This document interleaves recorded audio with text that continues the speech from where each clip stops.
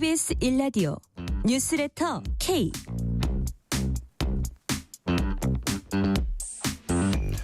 안녕하세요. 뉴스레터 K 진행하는 전종철입니다. 21대 대통령 선거가 2주 앞으로 다가왔습니다.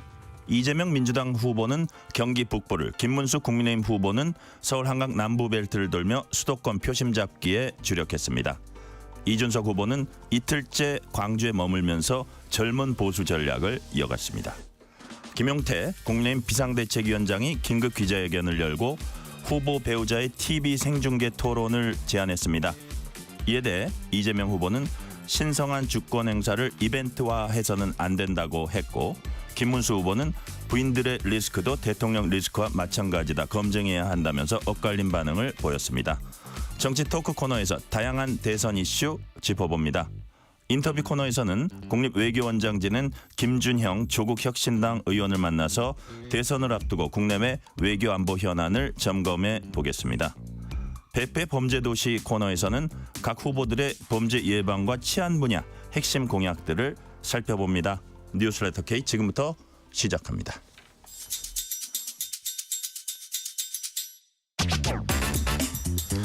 뉴스레터 K 정치 토크, 신현영 민주당 선대위 대변인, 강전의 국민의힘 대변인 나오셨습니다. 어서 오세요. 안녕하세요. 반갑습니다.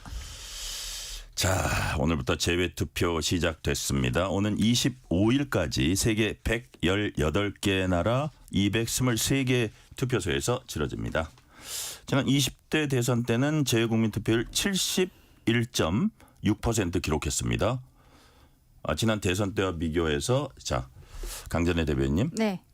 이 투표율 올라갈 걸로 예상하십니까? 어떻게 보세요? 그렇죠. 일단은 그 등록되어 있는 재외투표 유권자가 지난 20대 대선, 그러니까 3년 전보다 14.2%가 많아졌거든요. 네. 25만 명 정도가 되는데 아무래도 그러면 전체적으로 투표율도 올라가지 않을까라고 생각을 합니다. 투표율 올라가는 데 따른 각 후보들의 유불리도 또 있을까요? 그래서 여기에 있어서는 아마 민주당 쪽에서는 본인들이 유리할 것이다라고 좀 예측들을 하는 것 같아요. 왜냐하면 외국에 사시는 분들께서 한국의 상황에 대해서 어떠한 긴장감 이런 것들을 느끼시면서 굉장히 멀리 있거든요. 투표소들이 거기까지 나오신다라는 것은 네. 어떻게 보면은 정권에 대한 심판을 생각하시는 분들께서 더 멀리 나오지 않겠느냐라는 생각들을 하는 것 같은데 저희는 꼭 그렇게만은 보지 않고 있습니다. 이번에 헌법재판소에서 윤석열 전 대통령에 대해서 파면 결정을 했기 때문에 조기 재선이 이루어지는 것이지만 그 전에도 그리고 그 후에도 헌법재판소에서 역시 집어줬던 민주당의 전행 이런 것들이 전혀 사라지지 않고 있거든요. 그리고 심지어 최근에는 사법부에 대한 겁박이 도를 넘고 있다는 지적들이 있습니다. 해외에 살고 계시는 분들 중에서 윤석열 정부가 잘못했었다, 비상계엄에 대해서 심판해야 된다는 생각을 가지신 분들도 분명히 투표소에 나오시겠지만 변화하지 않고 있는 민주당에게 경종을 울려야겠다라는 생각을 갖고 계신 분들도 많이 계실 것이라 생각합니다. 자, 신현영 대변인님은 투표율 어떨 것 같으며 그 투표율 결과에 따라서 어느 쪽이 유리할 거라고 예상을 하세요? 그러니까 재외국민들께서도 한국 그 뉴스를 계속해서 외신을 통해서 보고 계실 거예요. 변하지 않고 답답한 국민의힘, 보수가 이렇게 망가질 수 있느냐. 정말 재건할 수 있을 정도로 지금 바닥을 보이고 있다는 비판이 상당히 있을 것 같고, 대한민국의 민주주의의 위기의식이 상당히 있을 것이다라는 생각이 듭니다. 특히나 비상계엄과 탄핵으로 발생한 조기 대선이기 때문에 3년 만에 또 투표를 해야 되는 상황에서 정말 외국에 나가면 다 애국자 되시거든요.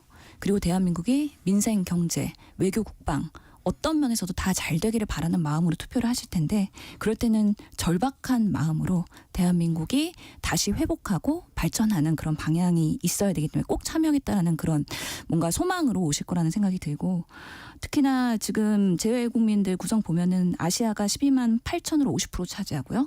그리고 미주에 있는 분이 7만 5천 명 한 30% 차지하는 걸로 보였어요. 모든 그 분들 다 해외에 나가서 보면은 대사관 통해서 보면은 다 애국자고 나라 응원하는 마음 동일하거든요. 그렇기 때문에 이번에는 미래 비전을 위한 좋은 후보 1번을 많이 지지해 주실 거로 기대하고 있습니다. 예, 지금부터는 각 후보들 움직임 간단히 살펴보겠습니다. 이 질문도 신현영 의원께 드릴게요. 이재명 후보는 어제 서울에 이어 오늘 경기도 돌고 있습니다. 의정부, 파주, 경기 북부. 자, 불과 몇 년 전까지 경기도지사 지냈기 때문에 아마 경기도를 홈그라운드로 여기지 않을까 생각이 드는데 자, 신현영 의원님. 지지세 구축이 차원이다. 뭐 어떤 이게 컨셉트가 뭐라고 봐야 할까요? 경기도 행보. 지금 우선은 전국을 다 돌고선 다시 수도권으로 돌아오셨거든요. 네. U자 동선 정도로 보이는데요. 광화문으로 시작해서 경기, 대전, 영남, 호남 그리고 다시 서울로 컴백하면서 경기 북부로 오늘 도셨습니다. 경기 북부는 아무래도 평화와 안보의 그런 지역이죠. 그렇기 때문에 의정부에서도 태조 이성계 상 앞에서 그런 안전과 평화 안보를 강조하셨고요. 일산 고향에 가셔서는 K 컨텐츠 산업 중심지로서 글로벌 허브로서의 도약을 할 수 있는 그런 정책을 또 약속하셨고, 파주는 더더욱이 그런 안보에 있어서 그리고 남북 협력에 있어서의 그런 안전 그리고 발전을 꾀하는 곳이기 때문에 첨단 산업 단지와 평화 경제 특구를 약속하시고, 또 김포로 돌아와서는요 서울과 30분 출퇴근 권역으로서의 그런 접근성을 더 강화할 수 있는 방안, 그래서 지역의 맞춤 공약으로서의 메시지를 전달했습니다. 결국에는 전국의 영호남이든 수도권이든 어디든 간에 균형적인 발전 플러스 통합과 실용적인 그런 메시지를 널리 설파하면서 안정적인 민주당의 정권 준비가 되어 있음을 국민들한테 골목골목 만나고 계시는 걸로 말씀드릴 수 있겠습니다. 네. 자, 국민의힘 김문수 후보는 어제 이어 오늘도 서울에서 뭐 시민들, 문화예술인들 만납니다. 자, 강전의 대변님.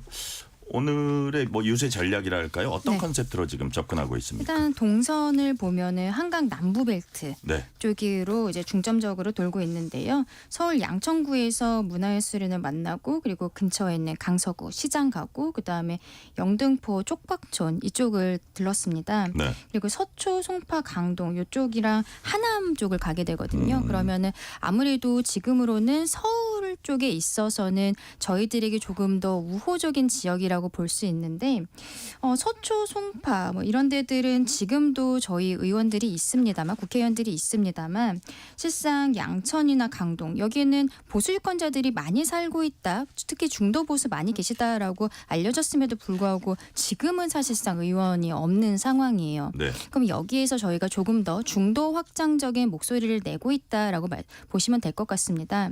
저희 입장에서는 지난 주말에 윤석열 전 대통령이 탈당을 하는 이슈가 있었고, 그러면서 그 선거 캠프에 고문으로 들어와 있었던 석동현 변호사도 본인이 자진 사퇴를 한 부분들이 있었어요. 이런 것들에 있어서 저희가 토론도 나름대로 선방을 했다라고 생각을 하고 있기 때문에 조금 더 중도 유권자들을 많이 만날 수 있는 동선으로서 앞으로도 나아갈 것이라 생각합니다. 네. 이준석 후보는 어제 저녁에 이어 광주에 또 머물렀습니다. 진보 진영 전통적 지지 기반 강세 지역이라고 할 수 있는데 연 이틀 머무는 겁니다.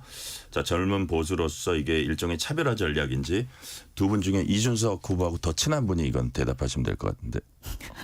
고등학교 선배시잖아요. 아, 그래요? 그럼 신현영 의원님.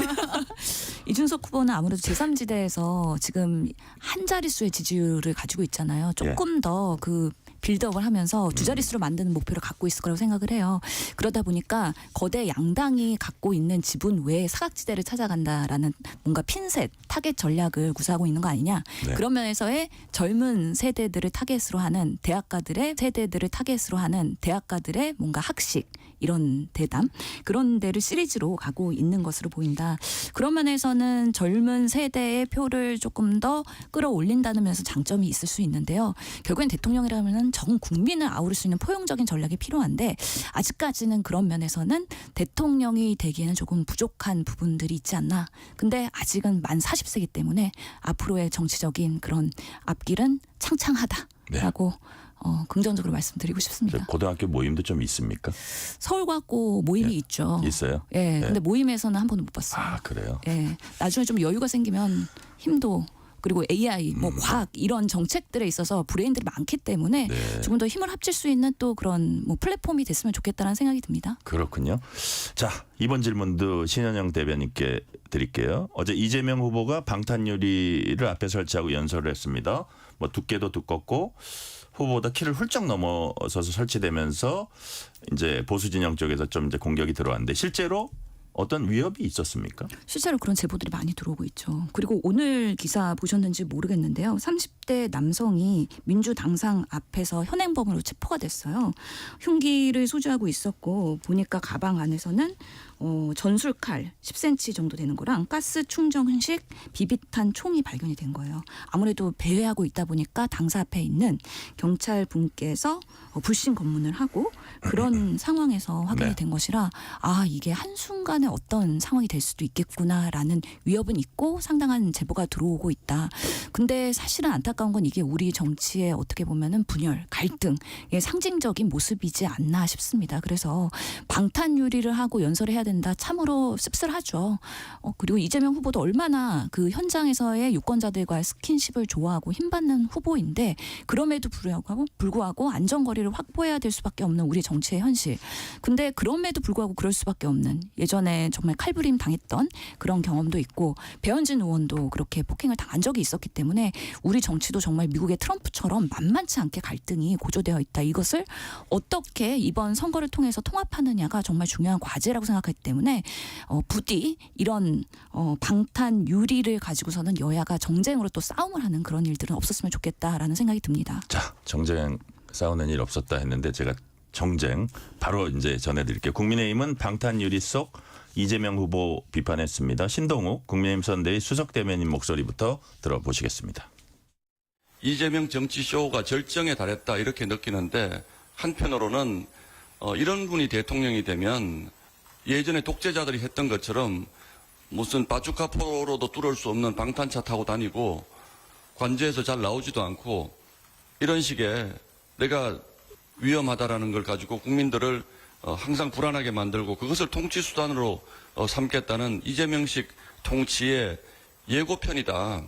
국민이 이렇게 무서운 사람이 선거운동을 어떻게 합니까? 자, 지금 신동욱 대변인 얘기 들어보면 방탄유리 이재명식 정치쇼가 절정에 달했다. 항상 국민 불안하게 하고 그걸 통치 수단으로 삼는다. 이재명식 통치의 예고편이다. 이렇게 강전혜 대변인 강도 높게 비판하는 이유가 뭘까요? 그렇죠. 민주당에서 뭐 제보가 계속 들어오고 있다라고 이야기를 하고 있습니다. 그러면서 일부는 수사기관에 수사를 의뢰한 것으로도 알고는 있는데 근데 이렇게 심각한 위협이 있다라고 보기에는 민주당에서 너무 천하태평인 것이 아닌가라고 생각을 해요.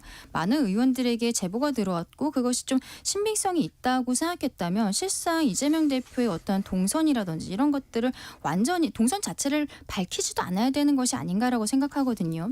지난번에도 이재명 대표가 갑작스럽게 방탄조끼를 입고 광화문 천막당사에 나타났었고 근데 그때 본인은 신변의 위협을 느끼고 있다라고 하면서 요 바로 앞에서 최상목 권한대행이 일하고 있다고 하지요. 몸조심하십시오. 이런 이야기들을 하는 이런 모습들도 보여준 바가 있어요. 그러다가 갑작스럽게 항소심에서 무죄가 나오니까 방탄조끼 입고서는 아무 데도 안 가겠다고 하더니 갑자기 그때 뭐 산불 현장도 가고 뭐 이런저런 모습들을 보여서 이게 과연 진정성이 있는 모습인가 국민들께서 의문을 가지셨던 거죠. 지금 이렇게 방탄유리까지 꺼내오는 이 상황은 굉장히 정치적으로 안타깝다라고 생각합니다만 이것을 어떤 이미지 정치로 활용하고 있는 것이 아닌가라는 생각도 지울 수가 없어요. 지난 대선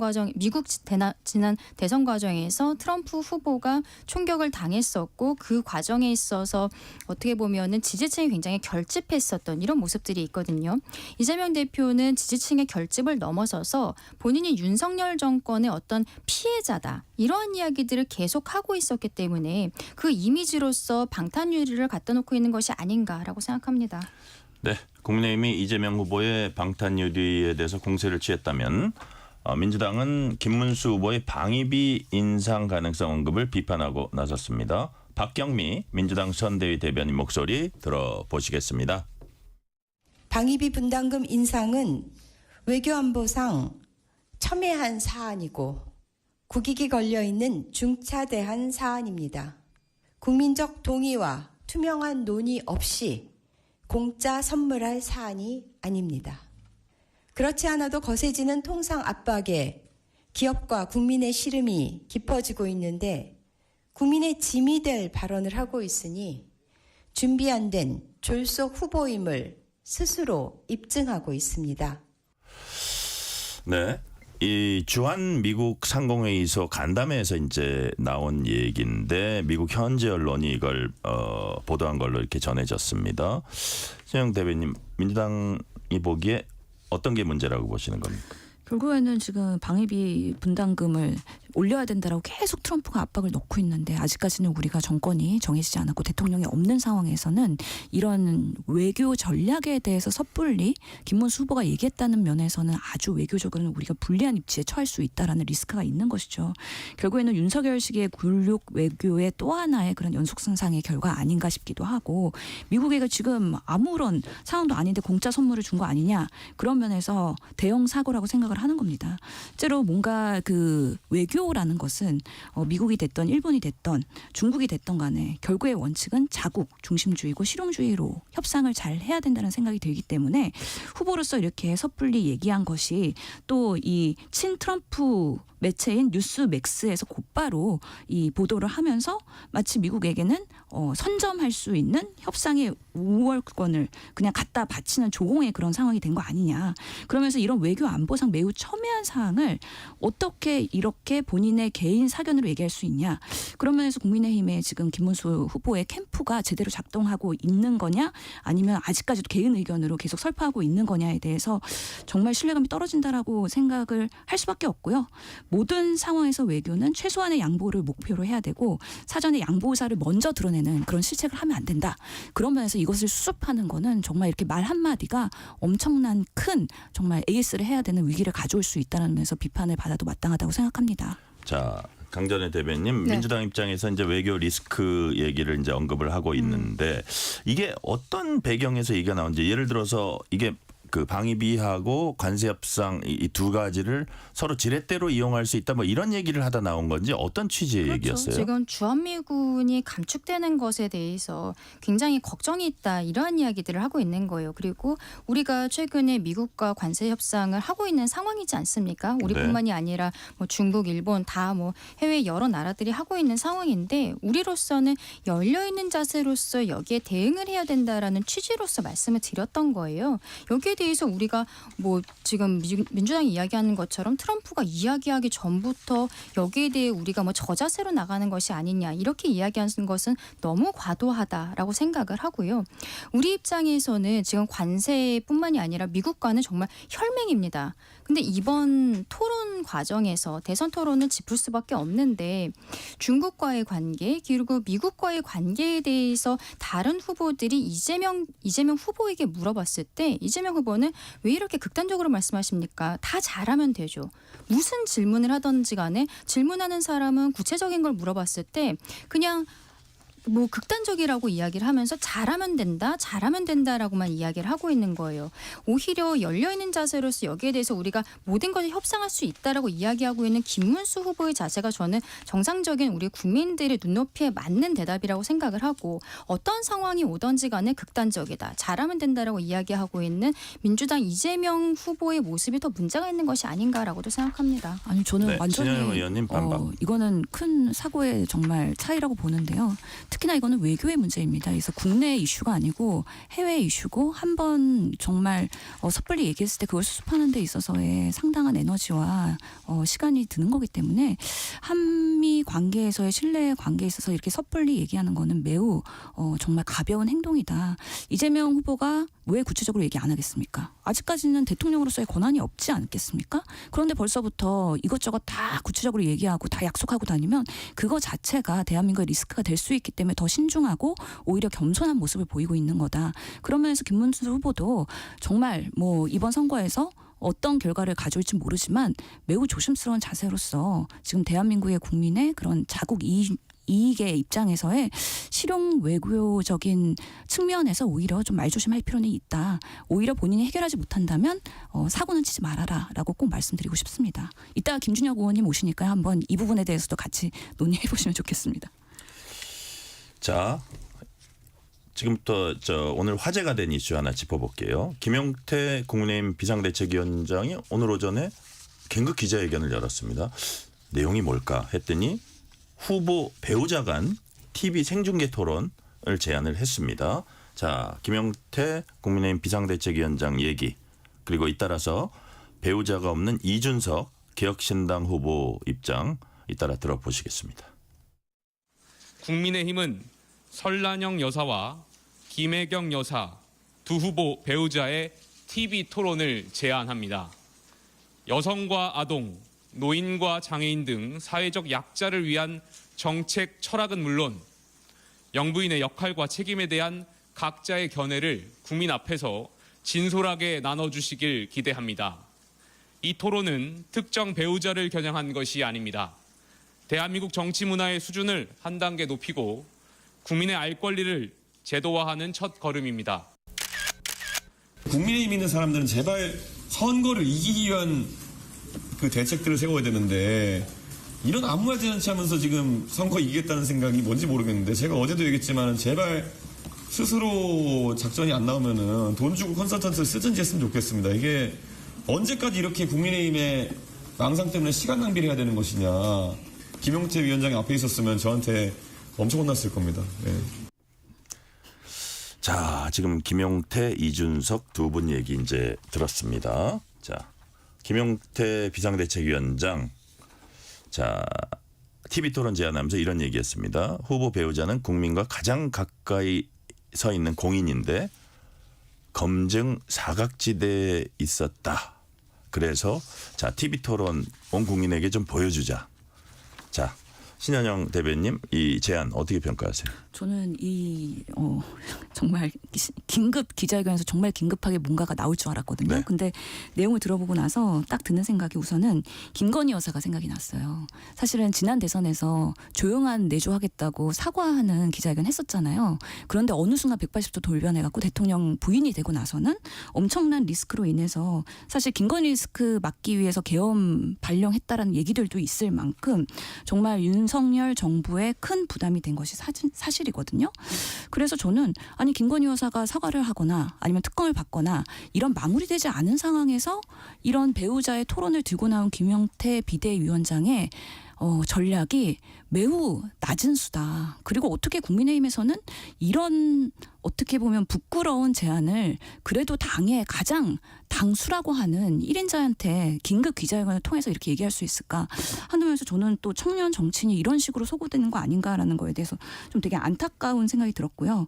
매일매일 지금 14일 남았기 때문에 선거가 하루하루가 매우 중요하고 국민의힘으로서도 절박하게 지지율 올리는 여러 가지 방안들을 모색하고 있을 텐데 정말 전략 부재의 모습을 그냥 적나라하게 드러냈다라고 생각을 하고 아무거나 던진다고 이게 막 통하는 세상이 아닌데 여전히 민주당과 이재명 흠집내기 하면은 뭔가 이 상황을 반전시킬 수 있다라고 착각하는 것 같아서 상당히 대한민국의 대통령으로서 집권할 수 있는 능력을 상실해버린 거 아니냐라는 생각이 들고 한편으로는 홍준표, 한동훈도 아우르지 못하는 그런 국민의힘 내부의 그런 여러 가지 전략 부재가 또 이런 무리수를 두게 되는구나 하면서 그냥 좀 마음이 짠했습니다.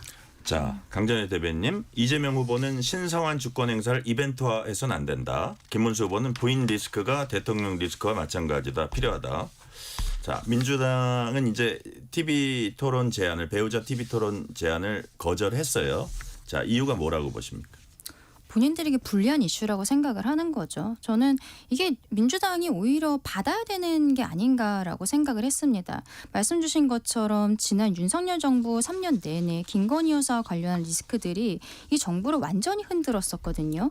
근데 지난 대선 과정에서는 김건희 여사뿐만이 아니라 김혜경 여사도 역시 당시에 사과를 했던 부분들이 있었고 그것들로 인해서 김혜경 여사 같은 경우에는 지금 재판을 받고 있는 과정이잖아요. 항소심에서 공직선거법 150만 원이 나왔고 이게 대법원 확정이 나오지 않았기 때문에 지금 선거운동을 할 수 있는 거거든요. 100만 원 넘으면 선거운동도 할 수 없는 사람입니다.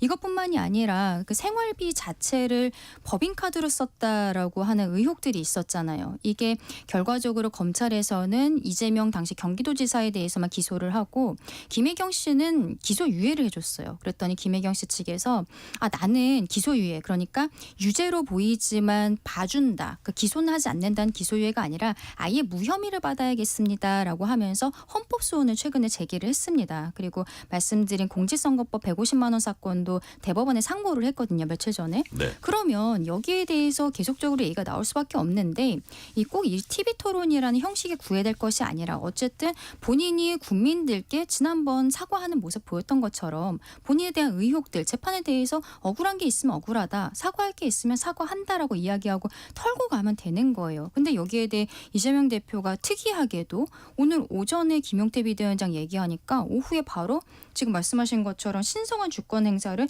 이벤트화해서는 안 된다라고 의견이 나온 거죠. 개헌안이라든지 이런 거는 지난번 대선에서 본인의 공약이었음에도 불구하고 TV 토론 날 오전에서야 갑작스럽게 발표를 하는 이렇게 좀 질질 끄는 모습들을 보였는데 지금 김혜경 씨와 관련해서는 바로 이렇게 답변이 나온다는 거예요.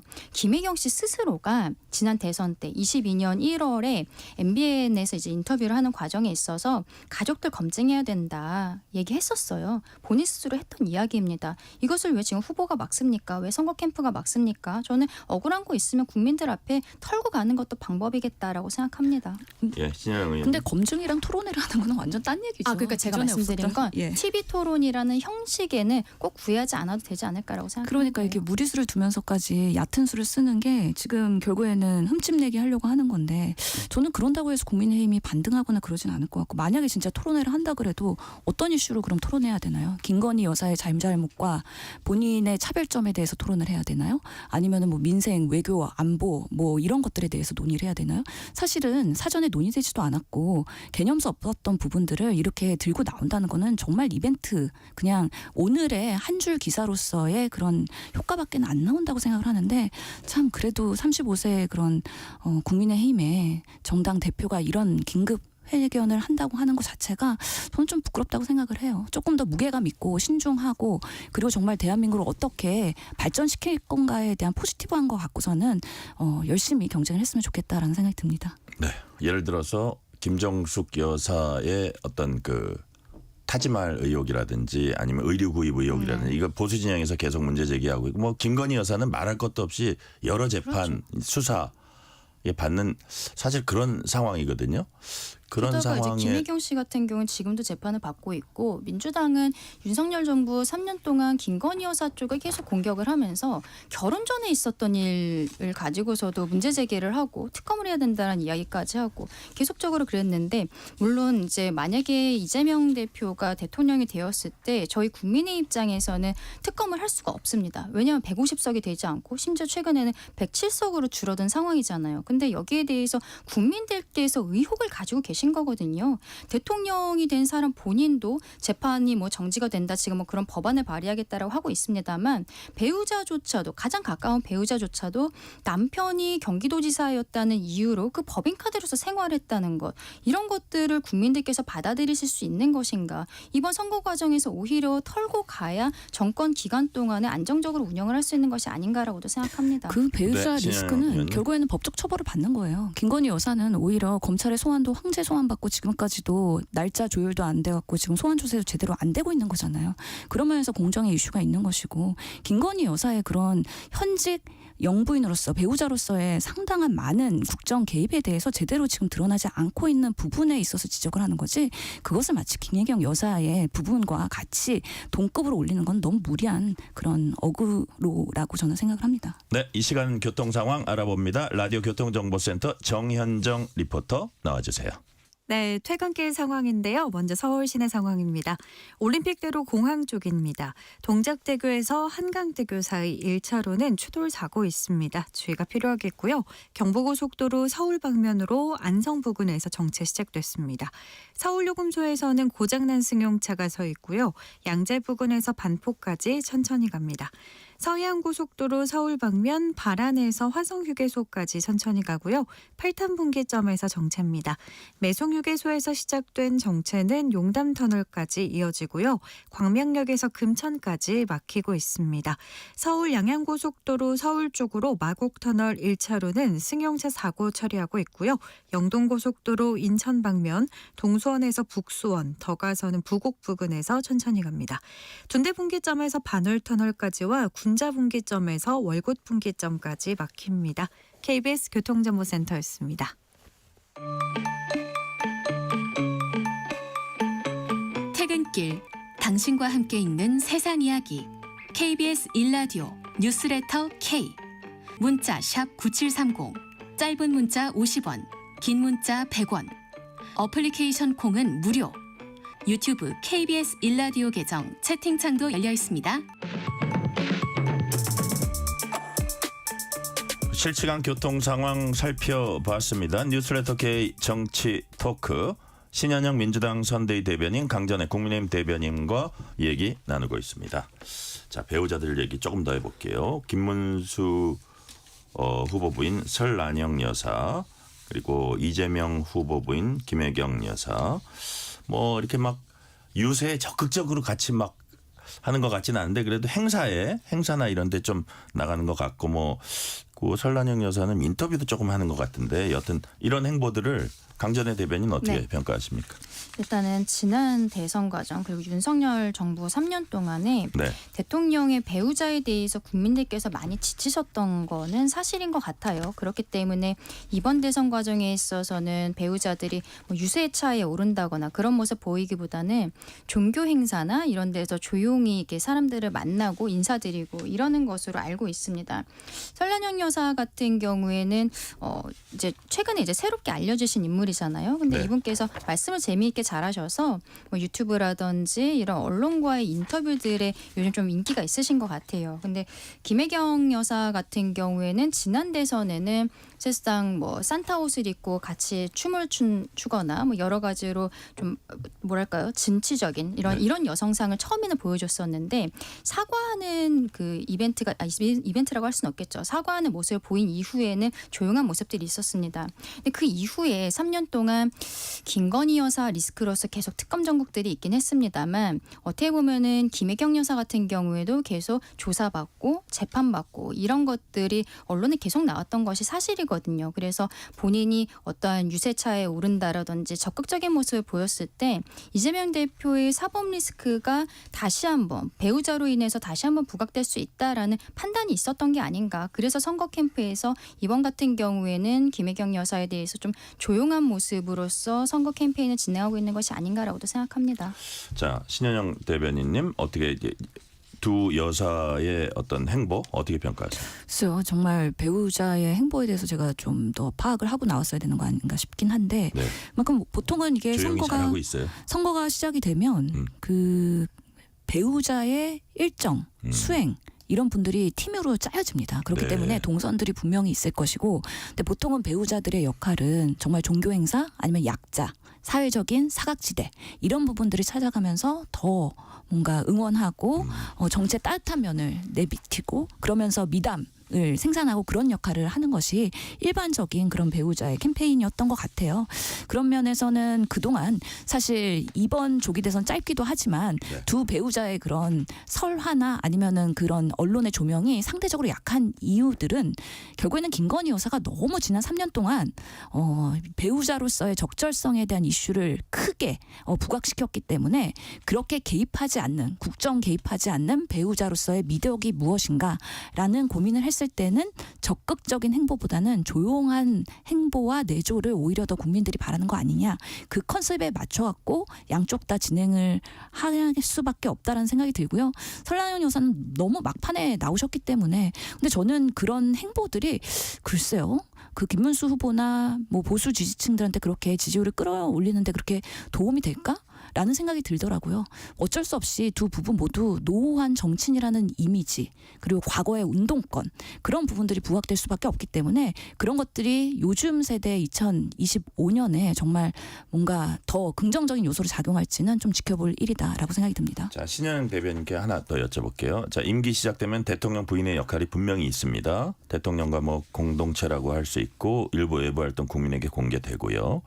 자, 대통령 부인이 하는 일은 공적인데 법적인 그 제도랄까 이런 거는 미흡하다 이런 지적이 있는데 어떤 걸 보완해야 된다고 보세요?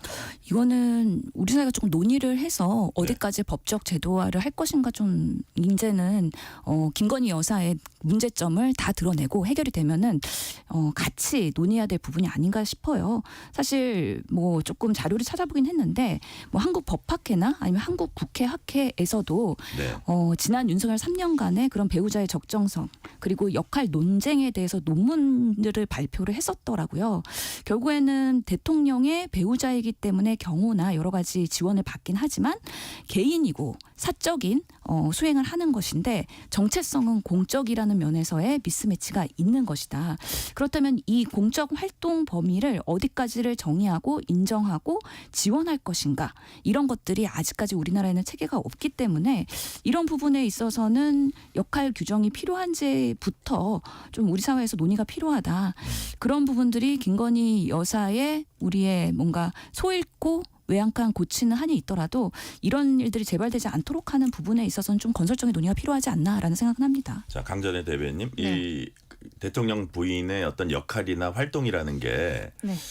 사실 개인의 캐릭터에 많이 좌우되긴 하지만 그렇죠. 어떤 법적인 안전장치는 있어야 된다는 생각들을 많이 하거든요. 어떤 부분이 필요하다고 보세요? 일단은 윤석열 정부가 시작할 때 그 제2부속실 폐지가 대선 공약이었었잖아요. 근데 실상 폐지를 하고 나서 보니까 선출되지 않은 권력인데 여기에 대해서 감시조차 못하는 것이 아니냐라는 지적들이 있었던 것은 좀 받아들여야 될 부분들은 받아들여야 되지 않나라고 생각을 합니다. 그래서 윤석열 정부도 막판에는 제2부속실을 다시 설치하려고 하는 과정에 있어서 정권이 갑작스럽게 중단된 상황이었었는데 이거는 어느 정부가 들어오든지 간에 제2부속실을 만들고 그리고 네. 거기에 있어서 공적으로 수행하는 것에 대해서는 정리를 해야 될 것이라고 생각을 해요. 그리고 특활비 사용 문제라든지 이런 것들에 있어서도 계속적인 의혹들이 나오고 있는 상황이기 때문에 이것도 어쨌든 저는 법으로서 명확하게 정리해야 된다라고 생각을 합니다. 그러니까 조금 네, 더 신현영 구체적으로 대변인. 말씀드리면 우리가 김건희 여사 특검을 안 할 수는 없을 것 같다는 생각이 드는 게 김건희 여사가 저 대통령실 내에서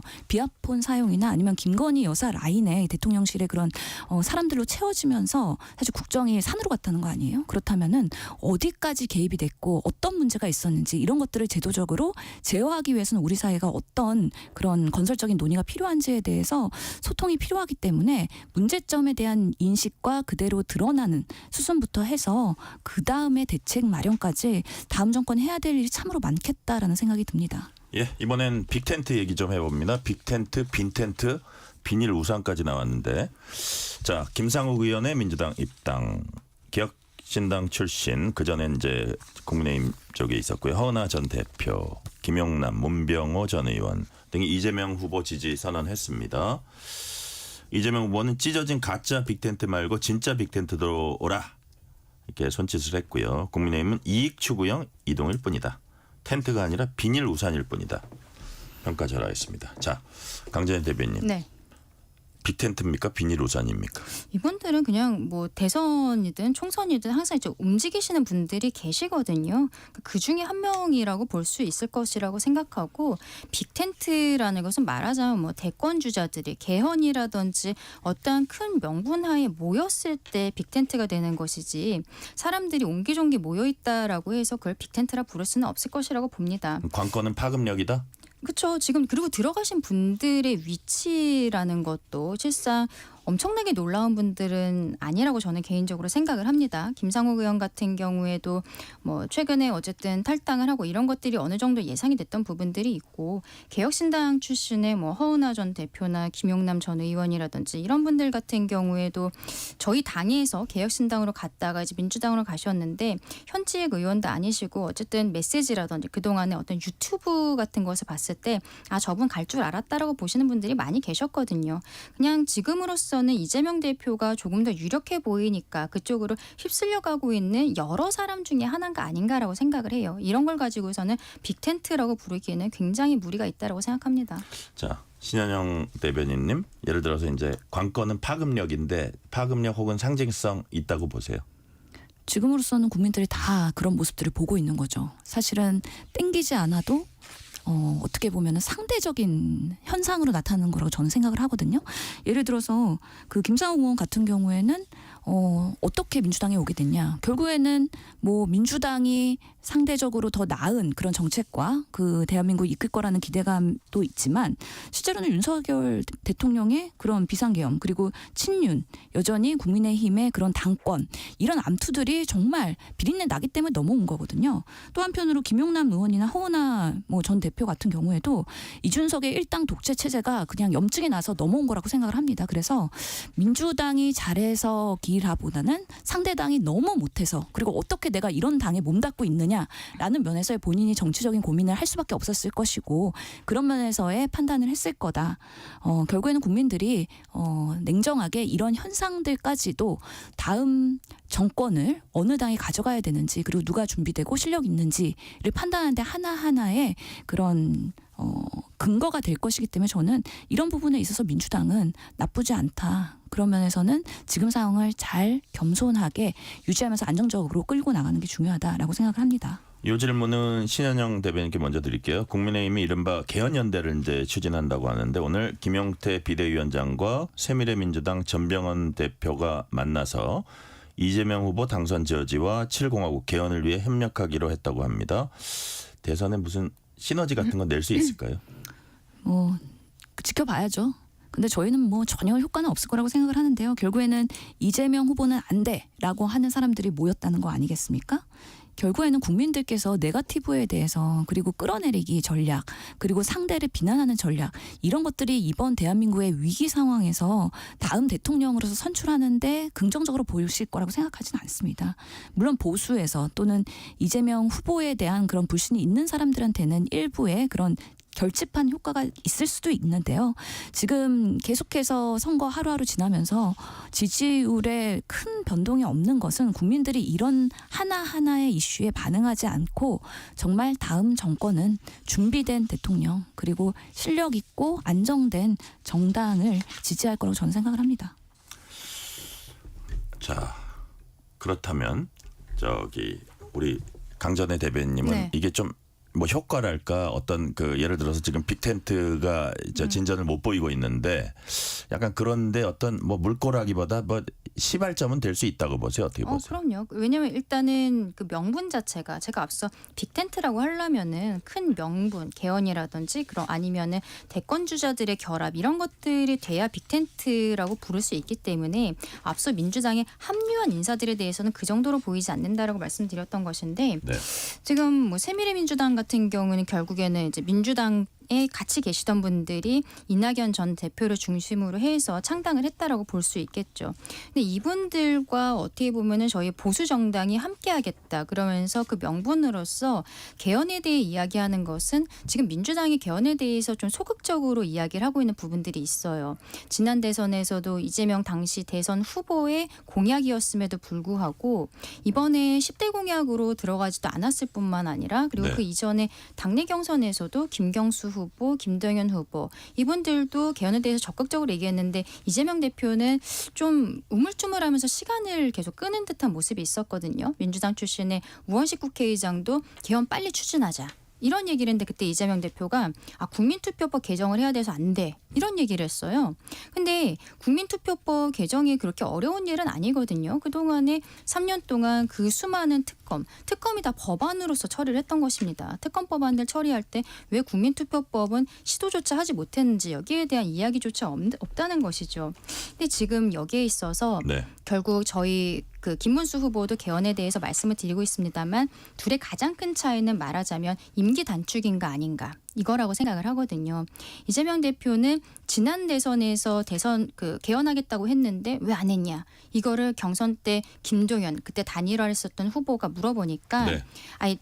거기에 대해서 내가 대통령이 되지 못했기 때문이다 이런 이야기를 하고 그리고 언론과 인터뷰에서도 내가 대통령 됐으면은 3년 뭐 이렇게 임기 단축에 대해서도 이야기를 한 바가 있어요. 근데 지금 네네. 전혀 그런 얘기 하지 않는다는 오케이. 거죠. 예. 이런 부분에 있어서 저희가 차별점을 두는 것에 있어서 오늘 이야기한 새미래민주당과의 어떠한 개헌연대 이런 것들이 의미가 있을 것이다라고 생각합니다. 네. 김문수 후보는 이준석 후보에게 단일화 러브콜 공개적으로 또 적극적으로 보내고 있습니다. 뭐 첫 TV 토론 단연 MVP는 뭐 이준석이다 이런 얘기도 하고 단일화 없다고 일관된 입장 얘기하고 있는 이준석 후보 특단의 방법 뭐 이런 언급을 해서 이거 무슨 뜻이냐 했더니 자신에게 표를 몰아줘야 한다는 거다. 자, 신현영 의원님 25일 투표용지 그 인쇄 전에 김문수 이준석 단일화 가능성이 열려 있다고 보세요? 닫혀 있다고 보세요? 제가 또 이준석 후보를 대변해야 되나요? 네. 개혁신당 전망. 입장에서는 예, 단일화는 없다. 없다? 예, 끝까지 제3지대로서 이준석을 지킨다. 그리고 만약에 단일화를 한다 그러면 이준석 중심으로 단일화를 한다라는 생각이 변함이 없을 거라고 생각을 합니다. 네. 왜냐하면 정말 국민의힘은 아직까지 윤석열과 손절도 못했고요. 탄핵의 강을 넘지 못했습니다. 이준석 후보 그런 아직도 쇄신을 못하고 있는 국민의힘과 손을 잡는 것 자체가 본인을 정치적 자살골로 몰아가는 격이기 때문에 결국에는 본인의 지분을 끌어올리고 역량을 이번에 보이는 그런 대통령 후보로서의 그런 좋은 경험을 쌓아서 다음 정치를 준비할 것이다. 그래서 계속 동탄 모델을 얘기하지 않습니까? 3자 구도에서 본인이 선점할 것이다 라고 얘기하기 때문에 네. 이번에는 어렵겠지만 하여튼 계속 쌓아가다 보면 언젠가는 기회는 올 수 있다라고 생각합니다. 강전 대변인 어쨌든 네. 시간 관계상 이거 좀 짤막하게 단일화 가능성 남아 있다고 보세요. 저는 일단은 여론조사 결과를 한 예. 이번 주말에 나오는 것까지 본 다음에는 충분히 가능성이 있지 않을까 생각합니다. 만약에 김문수와 이준석을 합쳤을 때 이재명 대표를 이길 수 있는 이러한 수치가 나왔을 때는 지난 대선에서 이재명 대표와 그리고 윤석열 대통령이 0.7%포인트 차로 윤석열이 승자가 되었을 때 정의당에서 2%포인트를 가져갔었거든요. 그리고 결과적으로 정의당이 그때부터 말하자면 민주당의 미움을 받으면서 지금으로선 뭐 원내에 진입조차 못한 상황 아니겠습니까? 이준석 대표도 본인이 지금 상황에서는 보수의 적장자라고 이야기를 하고 있고 이재명 대표만은 막아야 된다. 이 이야기를 하고 있어요. 그리고 윤석열 전 대통령이 지난 주말에 탈당을 한 이슈가 있기 때문에 네. 저는 여론조사상으로 수치가 올라가게 된다면 충분히 가능성이 있지 않을까라고 생각합니다. 자, 강전희 대변인님 그 특사단이 하와이 갔습니다. 네. 홍준표 전 시장 만나가지고 뭐 홍준표 전 시장 김문수 후보 지지한다. 보수진영 대통합해야 된다. 뭐 좀 긍정적인 얘기를 했다는데 막판에라도 선대위 합류할까요? 저는 당장 입국하시기는 쉽지 않을 거라고 생각하지만 SNS 등을 통한 지원 사격 정도는 충분히 가능하지 않을까라고 생각을 합니다. 탈당을 하셨습니다만 저희 당의 원로이시고 그리고 또 최근에는 당을 저격하는 글을 넘어서서 이재명 대표와 연대하는 거 아니냐. 그러니까 뭐 총리 제안 이런 이야기까지 나왔던 거잖아요. 그런 모습들이 저희 당원들께서 많이 실망을 하셨었는데 지금 홍준표 시장이 어쨌든 지금 특사단에 대해서 만나고 있고 다시 저녁에도 만나자라고 제안을 한 상황 이라고 알고 있는데 이런 것들을 보았을 때는 전향적으로 함께하는 원팀으로서의 모습 보여줄 수 있지 않을까 생각합니다. 자, 신현영 대변인님은 네. 어떻게 보셨어요? 저는 이게 이렇게 기사가 되고 이슈가 되는 거 참 신기해요. 지금은 김문수 후보가 조명을 받아야 되거든요. 보수의 그런 언론이나 지분에 있어서 김문수가 조명되는 게 아니라 오히려 더 홍준표가 부각이 되고 있어요. 그래서 지금 하루 한시가 급한 이런 선거의 상황에서 정말 그 하와이까지 날아가는 4명의 그런 정치인들 그리고 거기서 한가롭게 4시간 동안 식사하면서 다 간담하고 있는 부분들에 대해서 국민들이 어떻게 평가할까. 특히나 지금 다들 민생고에 힘들어하고 있는데 야자수 있는 배경으로 해가지고 하와이 사진이 비춰지고 그런 모습들에 대해서 국민들이 진정성 있게 지금 이 상황에 국난을 수습하려고 하는 것이냐 아니면 이 책임에서 여전히 정말 반기하고 있는 거냐라는 상당히 따가운 시선으로 이 상을 볼 거라고 생각을 하고요. 물론 뭐 유상범 후보 의원 등 그 노력은 결국에는 홍준표가 청준표 될까 봐 그럼 상당한 또 국민의힘의 리스크가 될 거 아니에요. 그런 부담을 최소화하기 위해서 지금 이렇게 고군분투하고 있는 건데 결국에는 저는 홍준표 전 시장님의 역할은 정말 정치가 끝나고 나서 대청소 한번 해주시면 좋겠다라는 생각이 듭니다. 자, 마지막 질문 뭐 시간 한 2분 정도 남았으니까 마지막 질문 드릴게요. 자, 향응 접대 의혹 받고 있는 지기현 판사에 대해서 공수처 수사 착수, 대법원 의혹에 대한 사실관계 확인 들어간다고 밝혔습니다. 윤호중 민주당 선대위 총괄본부장은 지기현 판사에게 역사적 재판 맡겨도 되냐. 반면에 박성훈 국민의힘 선대위 대변인은 민주당은 결정적 증거 내놓지 못했다. 사진 몇 장 내밀고 해명은 사법부가 알아서 해라. 뭐 이렇게 맞섰습니다. 뭐 이런 가운데 또 서해 공무원 피살 사건 유족이 지기현 판사가 흔들리지 말고 이 서해 공무원 피살 사건 판결 내려달라. 이것도 아마 담당인가 봐요. 여튼 이런 것들이 혼재돼 있는데 이런 현상들을 강전의 대변인 어떻게 보셨습니까? 이번에 민주당에서 어제 보여줬던 그 사진이라는 게 이 의혹을 나타내는 내용인지 전혀 모르겠다라는 거죠. 결국 의혹의 핵심은 지기현 판사가 뭐 청탁, 이런 접대 이런 것들을 받는 굉장히 지저분한 판사다라고 이야기를 하고 싶은 거잖아요. 근데 그 사진에 있어서는 뭐 3명의 남성으로 보이는데 그 남성들이 기념사진을 촬영하고 있는 모습이고 거기에 어떤 누가 접대를 했는지 접대 이유가 무엇이었는지 이런 것들이 전혀 나와 있지 않은 거예요. 그리고 이 만남의 시간조차도 작년 8월이었다라고 민주당에서조차 밝히고 있는데 네. 윤석열 전 대통령이 비상계엄 선포한 게 작년 12월이었었거든요. 지금 어쨌든 지기현 판사가 문제가 있다라면 여기에 대해서 감찰을 받고 정리가 되어야겠습니다만 사법부에 대한 압박 그리고 이런 것들이 도를 너무 지나치고 있는 것이 아닌가라는 생각을 지울 수가 없습니다. 네, 신현영 의원님. 저는 나경원 의원이 애매하다 그랬잖아요. 사진 보고. 그러니까 조금 더 조사, 수사, 윤리감찰 이런 것이 더 필요하다는 걸 하나 더 힘을 실어준 발언이라고 생각을 해요. 그만큼 대법원의 윤리감사관실이 정말 제대로 조사해갖고 이 규명을 해야 된다고 생각을 하고요. 결국에는 지기현 판사가 삼겹살에 소주만 먹고 접대 절대 안 한다고 했는데 그 부분에 있어서의 변명을 탄핵하는 사정이었다고 보이는 거거든요. 룸사롱이든 단란주점이든 거기서 사람들과 찍혔다는 거 사실만으로도 언제 어디서 누구를 만나서 어떤 그런 대화를 나누었는지 그거는 본인이 소명해야 되는 부분이고 그것은 대법원의 윤리감사관실이 얼마나 제대로 이것을 검증하는지 정말 재판 배제를 할 만큼의 저는 국민 신뢰를 훼손하는 문제이다라고 생각합니다. 네, 오늘 말씀은 여기까지 듣겠습니다. 지금까지 신현영 민주당 선대위 대변인 강전의 국민의힘 대변인이었습니다. 말씀 감사합니다. 감사합니다. 잠시 후 6시에 뉴스레터 K 2부 이어갑니다.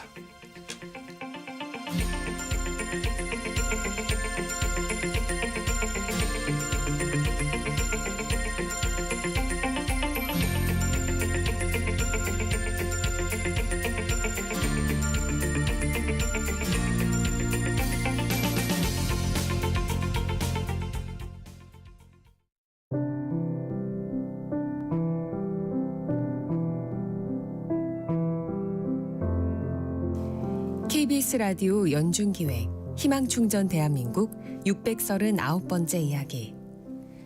안녕하세요. 아나운서 유지원입니다. 올해 중학생이 된 소예는 가슴에 깊은 상처가 남아 있습니다. 어릴 적 엄마의 지인으로부터 당한 성폭력에 큰 트라우마가 생겨버린 소예. 지금도 해바라기 센터를 다니며 정서 심리 치료를 받고 있는데요. 다행히도 책을 볼 땐 마음이 즐겁다는 소예는 공부를 통해 아픔과 상처를 극복해 나가는 중입니다. 전교 부회장을 맡을 정도로 의젓하고 똑똑한 소예를 볼 때마다 엄마의 마음은 미안하고 안타깝기만 한데요. 중국인인 엄마는 휴지 공장에 다니며 살림을 꾸려나가 보지만 아이의 교육비와 생활비를 감당하기엔 형편은 늘 부족하고 어렵기만 합니다. 오늘도 대학 등록금 마련을 위해 용돈 2,000원을 곱게 접어 저금하는 소예. 외국인 한부모 가정인 소예와 엄마를 위해 여러분의 아낌없는 지원과 격려를 보내주세요. 여러분의 따뜻한 손길이 희망의 빛이 됩니다. ARS 060-700-1580 060-700-1580 한 통화 3,000원으로 희망을 선물해 주세요. KBS 라디오 연중기획 희망충전 대한민국은 초록우산 어린이재단, 인탑스 주식회사, 그리고 청취자 여러분과 함께합니다. ARS 060-700-1580 한 통화 3,000원입니다.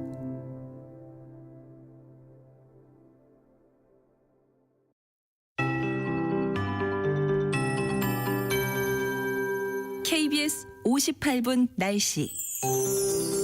오늘과 내일 사이 제주도에 또 내일 새벽부터 오전 사이 수도권 등 중부와 남해안으로 비가 내리겠습니다. 제주도에는 10에서 40mm, 산지 쪽은 60mm 이상의 비가 예상됩니다. 제법 적지 않은 양이 되겠고요. 그 밖에 곳곳의 비는 5mm로 극소량이 되겠습니다. 또 내일 오후부터 밤 사이에는 경기 동부와 강원도 또 남부 내륙 곳곳으로 소나기가 내릴 전망입니다. 양은 5에서 40mm 가까이 되겠고요. 천둥, 번개, 돌풍을 동반하겠습니다. 같은 지역 내에서도 강수 강도와 양의 차이가 크겠고 일시적으로 강하게 쏟아질 수 있어서 주의하셔야겠습니다. 모레도 비 소식이 있을 정도로 달력상의 여름을 눈앞에 두고 이 비 예보가 잦겠습니다. 비나 소나기 내리는 지역 교통 안전에 유의하셔야겠습니다. 내일 아침 기온은 서울 21도 등 18도에서 22도가 되겠고요. 내일도 오늘처럼 덥겠습니다. 서울 27도 등 21도에서 30도 분포가 되겠습니다.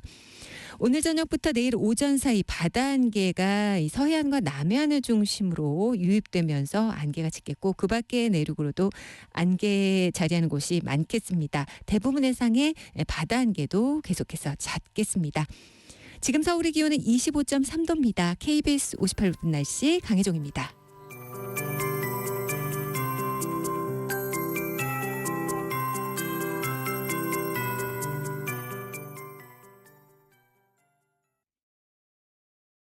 정성을 다하는 국민의 방송 KBS가 6시를 알려드립니다.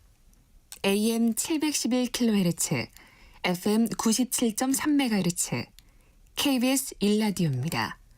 HLKA.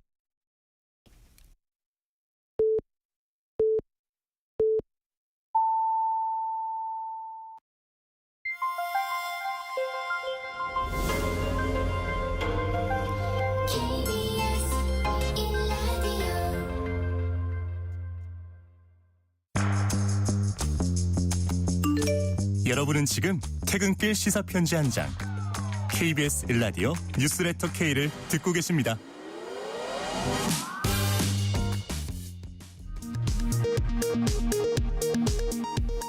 이 시각 라디오 정보센터 뉴스입니다. 윤석열 전 대통령의 내란 우두머리 혐의 사건 재판장인 지기현 서울중앙지법 부장판사가 유흥주점 접대 의혹으로 고발된 사건에 대해 공수처가 해당 사건을 수사 3부에 배당하면서 수사에 착수했습니다. 서울 여의도동 더불어민주당 당사 인근에서 흉기를 소지한 30대 남성이 경찰에 붙잡혔습니다. 민주당은 테러 위협을 받는 후보를 조롱하는 것은 정상이 아니라며 국민의힘을 비판했습니다. 대선을 2주 앞두고 재외국민 투표가 시작된 가운데 더불어민주당 이재명 후보는 투표는 총알보다 강하다며 투표 참여를 독려했습니다. 이 후보는 평화와 안보를 주제로 경기 북부 지역 유세에 나섰습니다. 국민의힘 김문수 후보는 서울 시내 시장과 쪽방촌 등을 방문하고 민주당의 대법원장 청문회와 특검 추진을 비판했습니다. 개혁신당 이준석 후보는 광주에 머물면서 국민의힘의 단일화 제안에 거듭 선을 그었습니다. 국민의힘 권영세 전 비상대책위원장과 권성동 원내대표가 김문수 대선 후보에게 한덕수 전 국무총리와의 단일화를 압박했다는 내용의 고발장이 접수돼 경찰이 수사에 나섰습니다. 지금까지 라디오 정보센터 뉴스 편유희였습니다.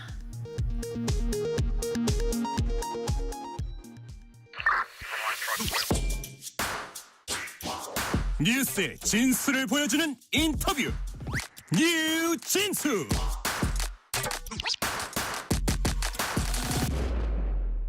대통령 선거가 2주 앞으로 다가왔습니다. 주요 대선 주자들은 한미동맹 중요성 강조하면서 중국 등 주변국과 협력을 강화한다는 기조를 제시하고 있습니다.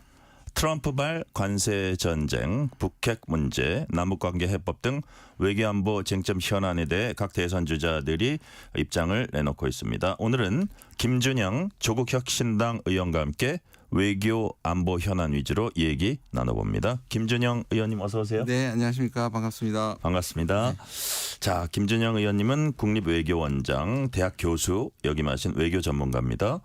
조국혁신당이 이번에 이제 대선 후보는 내지 않았습니다. 네. 지금까지 드러난 각 주요 후보들의 외교 안보 정책 그냥 총평을 한번 해주신다면 어떤 말씀 하시겠습니까? 일단 보시면 어제 경제였습니다. 어제입니까? 그저께입니까? 네. 경제하고 그다음에 사회, 그다음에 정치인데요. 네네. 외교가 빠졌습니다. 예.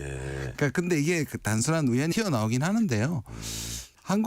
최근에 한국 대선들을 보면 외교 문제 자체가 굉장히 이념적이다 보니 지금 유력 주자인 이재명 후보도 이 자체가 논란이 커지는 게 좀 손해라고 보시는 것 같습니다. 그래서 상식적인 수준, 모호한 수준에서 좀 물론 이제 세세 논란이 나오긴 했지만 예, 예. 그래서 전반적으로 외교는 하나의 독립된 영역으로 사실 지금 우리한테 가장 중요함에도 불구하고 네. 좀 빠져 있다. 이게 많은 걸 또 얘기해 주는 것 같기도 합니다. 예. 오히려 대선 후보들이 어떤 민감성을 생각해서 외교안보 현안에 관해서 목소리를 높이기보다는 그냥 네. 어떤 입장은 유지하면서 로키로 가는 것 예, 같다. 가는 것 같은 게 좀 그런 느껴집니다. 느낌을 네. 주셨고요. 총평을 주셨고요. 자, 그렇다면 그 의원님께서 이재명, 김문수, 이준석 후보 외교 안보 공약 중에 이런 거 있더라 이렇게 뭐 무릎까지 칠 건 없지만 좀 눈에 띄는 거 뭐 그런 거 있었습니까? 글쎄요. 저는 지금 말씀드린 거하고 좀 비슷한 맥락인데 네. 특별히 뭐가 달라진 제가 가장 걱정했던 문제가 저겁니다. 나오긴 했는데 예. 핵무장이었어요. 특히 이제 민감 국가도 저는 이제 2년간 추적을 했는데 민감 국가 지정도 우리의 핵 개발 담론과 상당히 연결이 돼 있고 네. 그래서 사실 핵잠재력이나 핵의 평화적 이용 같은 것들이 민주당 내에서도 제기가 됐었는데 민감 국가 때문에 조금 찬물을 끼얹었다는 느낌이 좀 있습니다. 물론 그래요? 여전히 김문수 후보는 네. 이 부분에 대한 핵잠재력과 뭔가 균형에 대해서 말씀을 했지만 여권의 그동안에 한 2년 동안 폭발적인 이 핵무장론이 네. 많이 약해졌다는 게 좀 특징인가 하고요. 그래요. 예. 또 과거 같으면 아마 느끼셨을 텐데 친북 프레임보다 친중 프레임이 훨씬 더 지금 뜨고 있는 것 같아요. 그러니까 진보 후보한테 주로 친북 이 문제인데 물론 이건 남북이 지금 거의 제로 상태이기도 하지만 이게 이 쿠데타 일종의 저 비상계엄과 내란을 지나면서 지지자들 사이에 친중 프레임이 문제가 됐지 않습니까? 네네. 이게 그대로 옮겨와서 친중 프레임이 향후에도 누가 집권을 하든지 특히 이제 가장 유력한 후보가 대통령이 됐을 때 이 친중 프레임이 또 정부를 이렇게 흔드는 변수가 되지 않을까 좀 생각이 듭니다. 그래요. 그 두 가지가 느껴졌습니다. 북핵 문제는 제가 뒤쪽에 다시 질문을 드릴게요. 자, 일단 이재명, 김문수, 이준석 후보 한미동맹 중요성의 인식을 같이 하고 있습니다. 다만 강론이 달라 보입니다. 이재명 후보는 한미동맹, 한미일협력 필요성 인정하면서 그러면서 실용주의적 태도 그러니까 뭐 중국이나 러시아나 다른 주변국과도 협력해야 된다.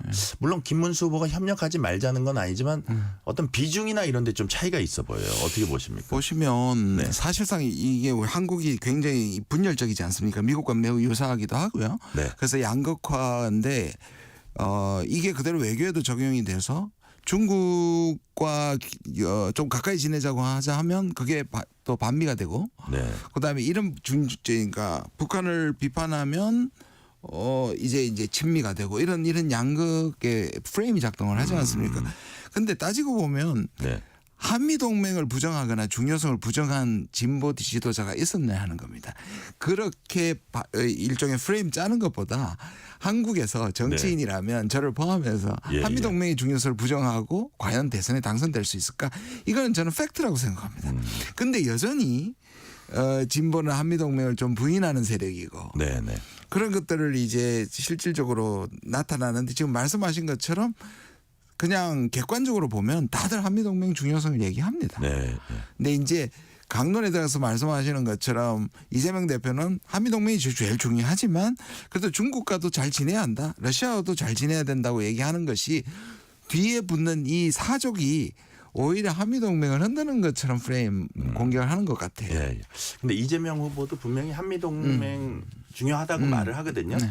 근데 이제 김문수 후보의 워딩을 제가 그때 1차 토론에서 보니까 이재명 후보에게 질문하면서 이런 얘기를 하더라고요. 미국과도 잘 지내고 중국과도 잘 지내고 미국과 한국의 관계가 그게 아니다.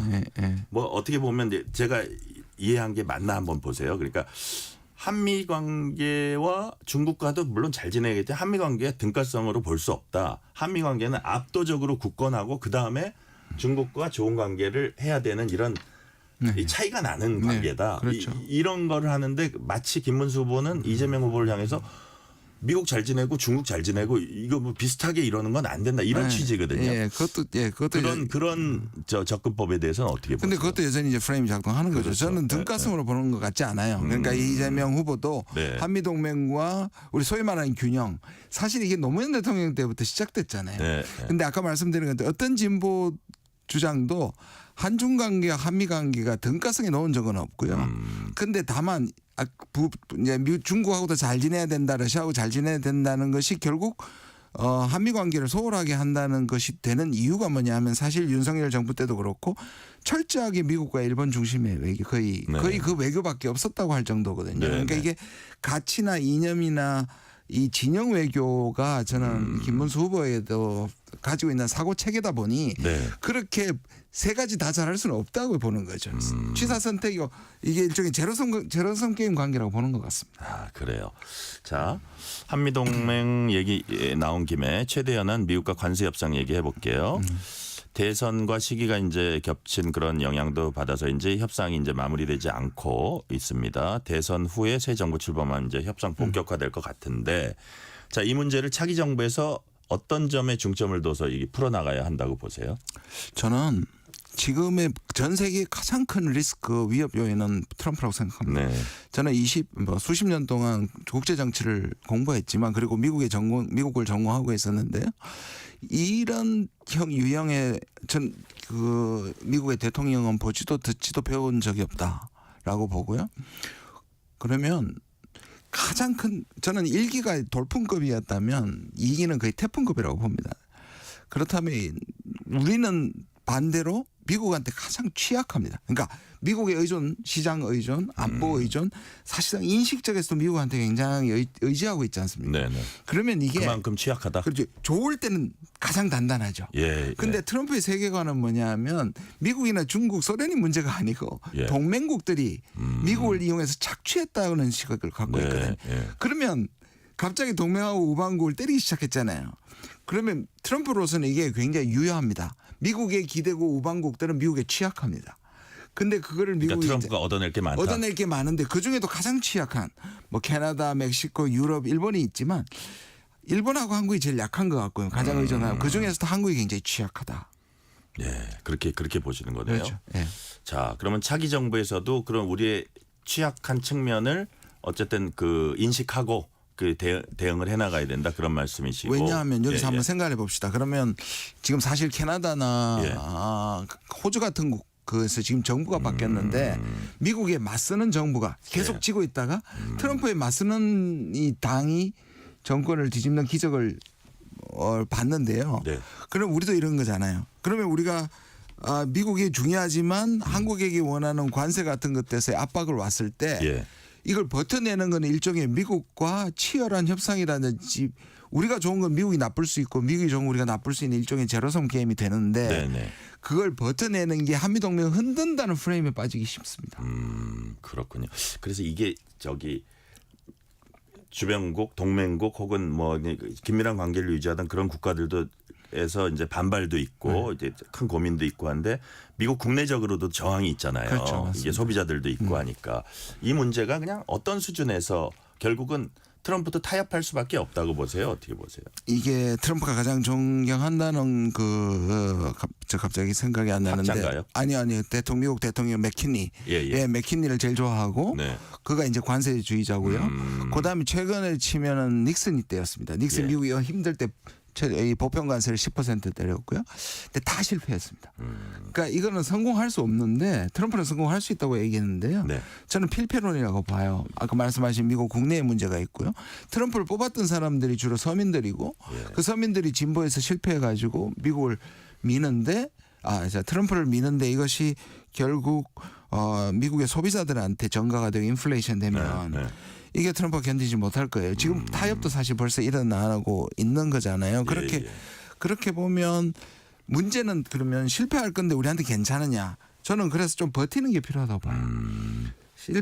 그런 요소 외국의 저항, 중국의 저항, 국내의 저항이 트럼프로 하여금 타협할 텐데 그래서 우리는 오히려 취약한 우리는 지금 오히려 느리게 조금 뒤로 미루는 게 오히려 필요하다고 저는 봅니다. 협상 전략으로. 일본도 막 덤벼들다가 조금 그런 것 같아요. 네, 지금 의원님 말씀하신 대로 오늘 오늘인가요? 어젠가요? 김문수 후보가 주한 미국 상공회의소 간담회에서 방위 분담금 인상 가능성을 언급했고 했고 이를 미국 언론이 보도했고 이제 민주당 같은 데서는 비판하고 나섰는데 이게 뭐 아마도 그 관세 협상 방위비 이거를 뭐 연계해가지고 지렛대 삼아야 된다 이런 취지의 얘기를 한 걸로 전해졌는데 그럼에도 불구하고 방위비 인상 가능성 이거를 이제 언급은 한 것 같아요. 이런 부분은 어떻게 보세요? 보면 우리가 이제 사실 FTA를 하고서도 관세를 맞는 것도 사실은 부당하죠. 그리고 트럼프 일기 때 FTA를 미국이 불리하고 미국이 적자가 생기니까 미국이 바꿔버리고 그건 그래도 양쪽에서 그 의회를 통과해야 되는데 지금 이 방위비 같은 경우에는 일단 우리가 불리한 게 뭐냐면 우리는 의회를 다 그러니까 국회를 통과해야 되는데 미국 같은 행정명령으로 가능합니다. 그러니까 미국식 방식으로 보면 이거는 지금 트럼프가 가장 많이 사용하는 게 행정 협정이니까요. 그런 방식 행정명령으로 바꿔버리니까 사실 우리 국회가 통과했던 긴 과정이 무시될 가능성이 많고요. 근데 사실 이거를 우리는 협상의 전략을 이용하려면 이거는 우리가 지금 의회까지 통과한 사안이다. 미국의 고민을 들어는 주겠으나 이것은 기본적으로 우리는 이미 협상이 그것도 불과 작년에 완성된 거다. 이렇게 나가고 그다음에 이제 그 협상의 위치가 생길 거고요.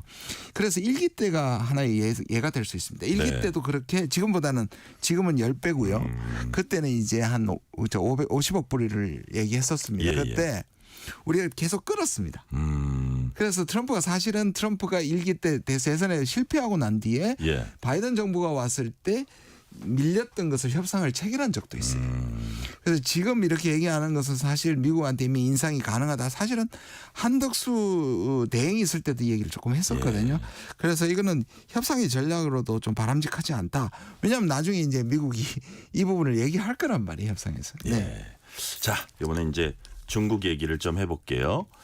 자, 윤석열 정부 들어서 이른바 가치 외교 표방하면서 그 민주 진영과 협력 강화한다 이런 기조가 이제 주류를 이뤘다는 평가가 나오는데 반면에 중국과 관계는 상대적으로 멀어졌다 이렇게 평가하십니까?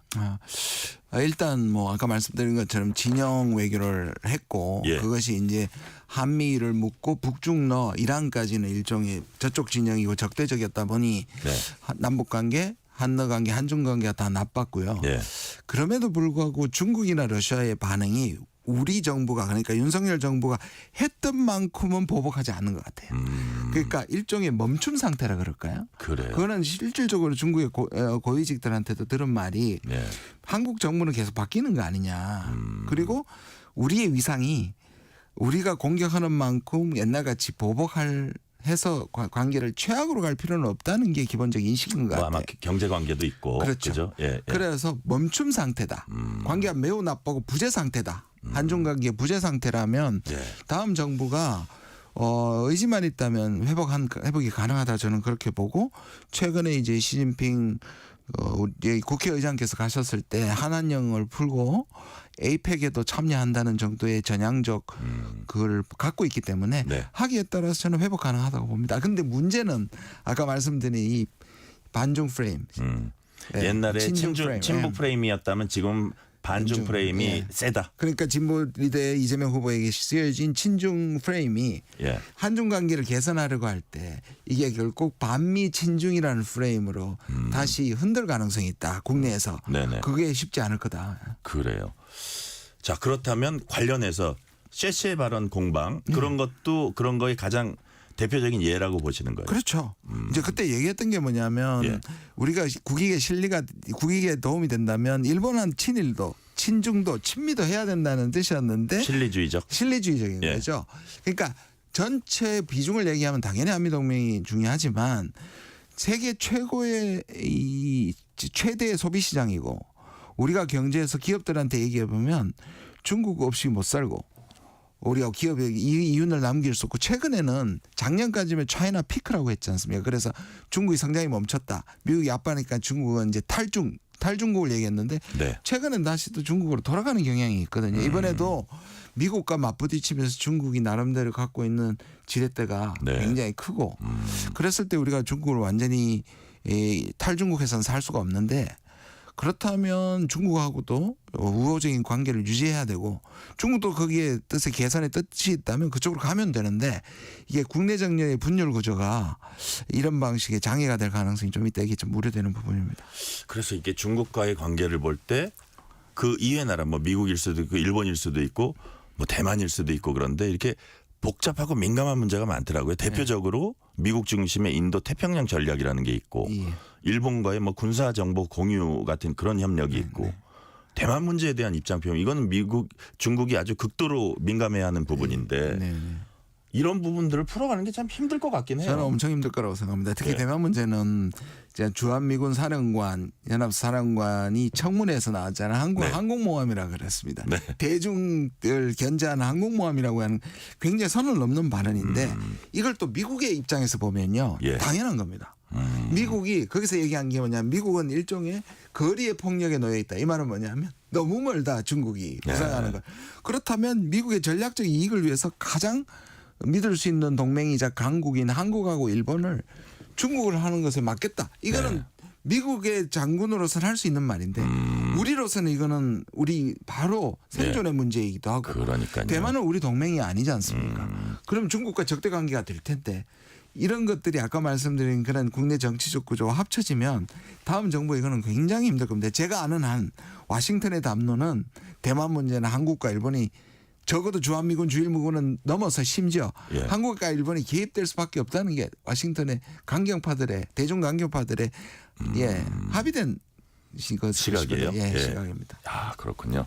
자 그래서 북한 문제에서 이제 예를 들어서 큰 틀에서 보면 이재명 후보는 평화 분위기 조성 긴장 완화 얘기하고 있고 김문수 후보는 대북 억제력 강화가 여전히 중요하다 이렇게 강조하고 있습니다.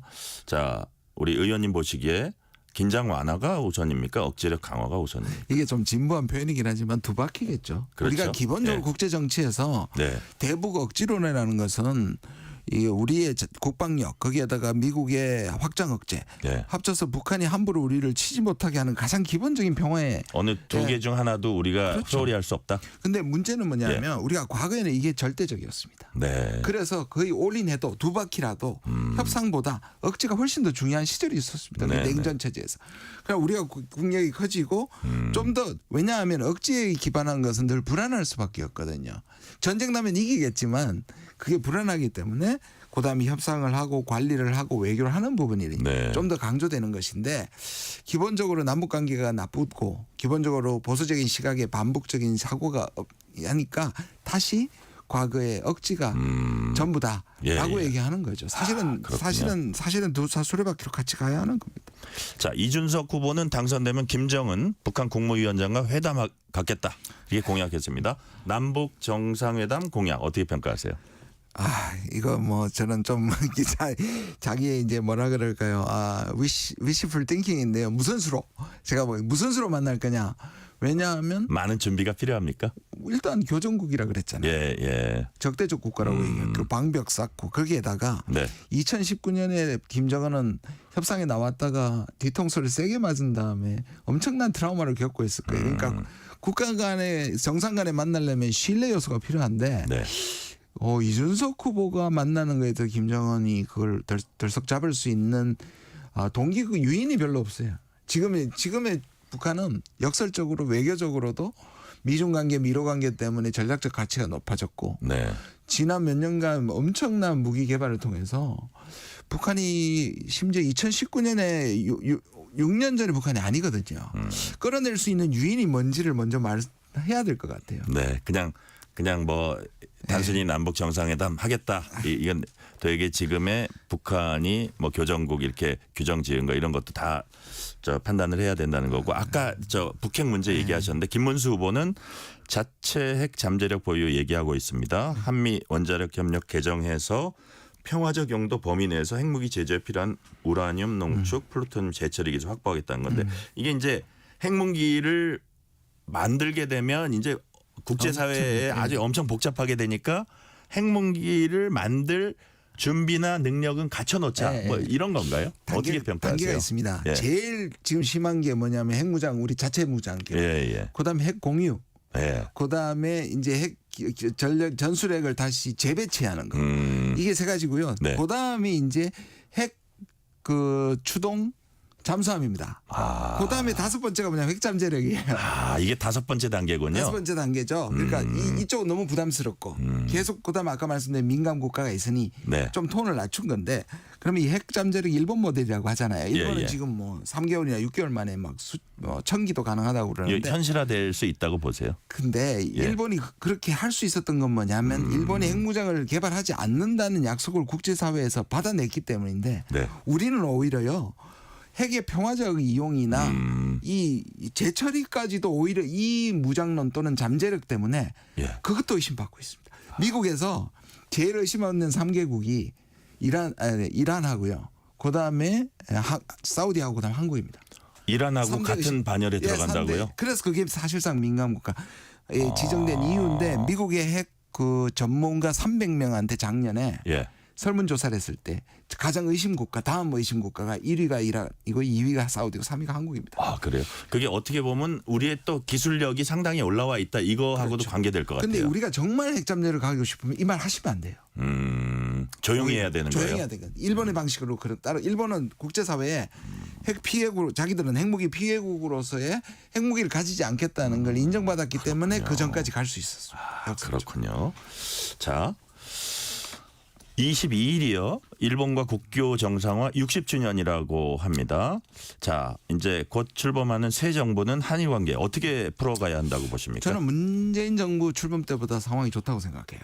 그래요? 저는 뭐 일방적으로 우리가 양보해서 윤석열 정부가 대일 좀 구려고 얘기를 할 부분에 대해서 분명히 지적하고 가야 하는데 그 당시처럼 그 전에 있었던 것들이 예를 들자면 이제 발목을 잡았죠. 그리고 그때는 아베가 우리는 투 트랙으로 그러니까 과거사와 실용적인 거를 투 트랙으로 가고 싶었는데 아베가 이 둘을 연결시켰습니다. 그때 강제노동과 위안부를 되돌리지 않으면 일본은 안 하겠다고 했거든요. 근데 지금 이시바는 그렇지는 않습니다. 이시바는 과거사에 대해서도 좀 열려 있고 한국과의 실용적인 관계를 한다. 물론 이시바가 살아남아야 하는데 저는 한일 관계 자체는 투트랙으로 가야 한다고 생각합니다. 과거사 문제 예민한 부분은 끝까지 우리가 주장을 하고 가야 하고요. 그걸 분리해서 실용적인 관계는 특히 저는 아까 말씀드린 트럼프의 압박에 한일이 같이 대응하는 건 너무 중요하다고 생각합니다. 그래요? 공동 대응할 필요가 있다. 왜냐하면 미국의 압박을 동시에 받고 있고 입장이 너무 똑같다. 그렇죠. 그런데 일본 역시도 정말 대만에 개입하는 거 원하지 않을 거예요. 우익만 빼고. 그렇다면 여기에서 공동 전선을 한다는 의미에서 저는 한일 관계는 똑같이 이 한중 프레임도 나쁜 거지만 반중 프레임도 나쁜 거지만 반일 프레임도 사실은 좀 극복할 필요가 있다. 이렇게 생각합니다. 네. 자, 다른 나라 얘기 잠깐 해볼게요. 러시아 우크라이나 정전 협상 돌파구가 생각보다 잘 열리지 않고 있습니다. 자, 의원님 보시기에 협상 타결 가능하다고 보시는지 또 그 협상 결과가 우리나라 외교, 우리나라에 어떤 영향을 미칠까요? 협상이 트럼프가 기본적인 프레임을 바꿨습니다. 뭐냐 하면 그전까지는 피해국인 우크라이나 편을 들었기 때문에 전쟁에 불리한 쪽을 계속 도우면 그것도 군대를 보내지 않는 상황에서 전쟁이 끝나지 않죠. 그러나 트럼프는 거래주의이기 때문에 선악이나 명분의 문제가 아니다 보니 어느 순간에 러시아 편을 들게 됐습니다. 러시아가 이기고 있으니까. 그래서 이건 전쟁 종전의 일종의 가능성을 봤는데 문제는 뭐냐면 그걸 러시아가 알아버린 거잖아요. 끝내려면 우리 조건을 들어라. 지금 협상 국면은 대체로 러시아가 주도하고 러시아 뜻대로 가고 있습니다. 그래요. 그러니까 우크라이나나 미국은 무조건 휴전하고 나서 협상하자인데 지금 보시면 알도 협상이 시작됐는데 휴전 안 했단 말이에요. 그 큰 이유 중에 하나가 트럼프가 계속 왔다 갔다 합니다. 그러니까요. 처음에는 젤렌스키가 막 양보할 것처럼 하다가 또 러시아를 막 뭐라고도 하다가 왔다 갔다 하죠. 왔다 갔다 하고. 그다음에 전화로 된다고 했다가 실제로 만난다고 했다가 계속 지금 왔다 갔다 해서 이 중재자로서의 신뢰를 잃고 있는 거죠. 그러니까요. 그럼에도 불구하고 러시아가 어느 순간에 그래서 한국 모델을 얘기하는 것 같습니다. 한국처럼 일종의 분단 형태로 휴전이 될 가능성이 많은데 이게 이제 우크라이나 국민들한테는 나쁜 소식이죠. 그러나 이제 우리에게는 지금 북러가 계속 저렇게 심화될 때 사실 우리가 그걸 관리해야 될 필요가 있거든요. 러시아도 북한하고 가까우지만 한국과의 관계를 망가뜨리고 싶어 하지는 않는 것 같아요. 그런 실리. 그다음에 우리 기업들이 전쟁 중에서도 거기서 분투하고 있었거든요.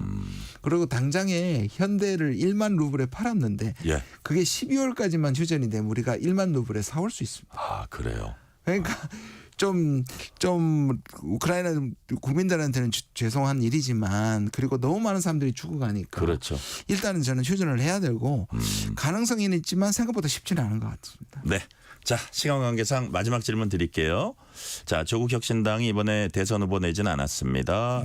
이재명 후보 이제 지지하고 있는 건데, 자, 이번 대선에서 조국혁신당은 어떤 역할을 하고 계신지, 그리고 대선이 끝난 후에는 어떤 역할을 할 뭐 계획이랄까 이런 게 갖고 계십니까? 저는 뭐 이미 당론이 됐지만 저는 후보를 내야 된다는 쪽이었고요. 네. 마지막까지 어떤 의미에서 이재명 후보와 민주당이 중도 보수를 자임했지 않습니까? 그러면 여기 남아있는 일종의 중도 진보 또는 중도 좌는 지금 공백 상태다. 물론 권영구 후보가 그 부분을 약간 얘기는 스피커로서 얘기를 하고 있지만 우린 의원이 이제 없지 않습니까? 원외 정당이지 않습니까? 그러면 저는 나가서 끝까지 그 목소리를 해야 된다고 생각을 했는데요.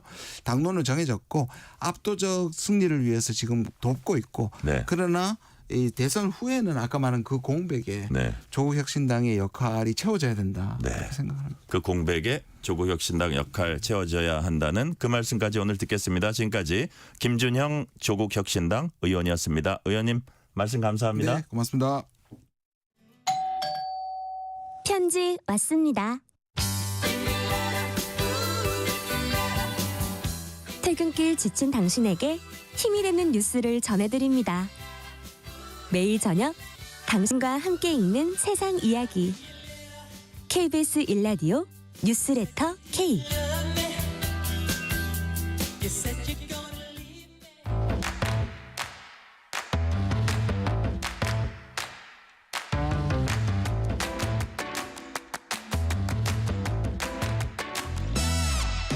오늘 가장 뜨거운 뉴스, 화제 소식 쏙쏙 골라서 전해드립니다. 뉴스레터 브리핑. 오늘은 한국일보 김도영 기자 나오셨습니다. 김도영 기자님 어서 오세요. 안녕하세요. 정부가 75년 만에 상속세법 개정에 나섰습니다. 와, 이렇게 오래됐나요? 오늘 국무회의에 상속세법 개정안 상정을 했죠? 예, 그 이주호 대통령 권한대행 부총리 겸 교육부 장관이 오늘 오전에 국무회의를 열었습니다. 네. 1950년 상속세법 제정 이후 75년 만에 상속세 체제 개편 논의를 본격적으로 시작하게 됐다라고 밝혔습니다. 상속세의 과세 관점을 피상속인에서 상속인으로 바꾸는 근본적인 변화를 통해서 과세의 형평성을 높이겠다라는 취지고요. 또 중산층과 다자녀 가구의 세액 부담을 덜어준다는 측면에서 상속세 제도의 중요한 분기점이 될 것이라고 평가를 했습니다. 네. 정부는 2028년부터 시행하는 걸 목표로 하고 있습니다. 이야, 오래 걸리긴 걸리네요. 자, 그럼 어떻게 바뀌는 겁니까? 전체 유산을 기준으로 하는 게 아니라요. 네. 상속인별로 나눠받은 유산이 과세의 기준이 되는 겁니다. 예를 한번 들어보겠습니다. 배우자와 두 자녀가 있는 망자가 30억 원의 유산을 남겼다고 가정을 했을 때 현재 세법대로 하면요. 전체 30억 원에 대해서 4억 4천만이 과세가 되고 이걸 나눠서 내는 구조거든요. 네. 그런데 개정안이 만약에 통과가 돼서 각자 10억 원씩 유산을 받는다고 했을 때 배우자는 과세의 기준인 10억 원이기 때문에 세금을 내지 않고요. 네. 자녀들만 각각 9천만씩 세금을 내게 됩니다. 합산을 해보면은 4억 4천만 원 내야 되는 거에서 1억 8천만 원이 되는 거니까 한 60% 정도가 감소가 하는 거예요. 특히나 상속세 같은 경우에는 과세 표준에 따라서 세율이 높아지는 누진 구조잖아요. 그렇기 때문에 상속인이 많아질 경우에 과세 표준이 잘게 쪼개지면서 세액이 줄어들게 되는 효과가 있습니다. 일단 큰 틀은 이렇게 바뀌는 거고요. 디테일한 측면에서도 여러 가지 변화가 있는데요. 일단 공제 방식을 둘 수 있습니다. 현행은 기초공제와 자녀공제를 합산하거나 네. 아니면은 일괄공제 5억 원 중에서 큰 금액을 선택을 하는 방식이거든요. 그런데 이 일괄공제는 폐지가 됩니다. 예. 그리고 자녀공제 또한 현재 자녀 한 명당 2억 5천만 원을 공제를 해주고 추가 한 명당 5천만 원씩 빼주는 구조인데 자녀와 상관없이 5억 원으로 일괄공제를 하게 됩니다. 그리고 배우자 공제의 경우에는 현재 5억 원을 기본으로 빼주고 있는데요. 이거를 10억 원까지 늘리기로 했습니다. 네. 자, 그러니까 한마디로 얘기해서 상속세 부담을 좀 덜어주는 건데 상당히 자, 국제적 기준에 맞추는 그런 측면도 있는 거네요. 예, 그 경제협력개발기구 OECD 38개국 중에서요 상속세를 부과하는 건 24개 국가입니다. 근데 이 중에서 우리와 같은 방식으로 유산세를 부과하는 국가는 미국과 영국, 덴마크 그리고 한국까지 4개국에 불과합니다. 나머지 20개국은 방금 말씀드린 것처럼 유산 취득세 제도를 채택하고 있습니다. 그리고 OECD나 IMF 등 국제기구도 유산 취득세 방식 방식이 과세의 공평이나 부의 분배 차원에서 바람직하다고 평가를 하고 있습니다. 근데 일단 국회 통과 절차를 거쳐야 합니다. 2주 뒤면 이제 대선도 있고요. 민주당이 어떻게 생각하냐가 또 중요할 것 같아요. 예, 국회 통과 여부는 아직까지 불투명합니다. 민주당도 현행 제도를 개선할 필요성은 있다라고 동감을 하고 있는데 예. 방향이 좀 달라요. 어떤 식이냐면요. 민주당은 기존의 틀을 유지하되 유산세를 방식을 유지하되 이제 배우자 공대를 확대하는 것에 이제 방점을 두고 있습니다. 예. 임광현 민주당 의원이 발의한 개정안을 보면요. 상속세 일괄 공제 금액을 현행 5억 원에서 8억 원으로 상향을 하고요.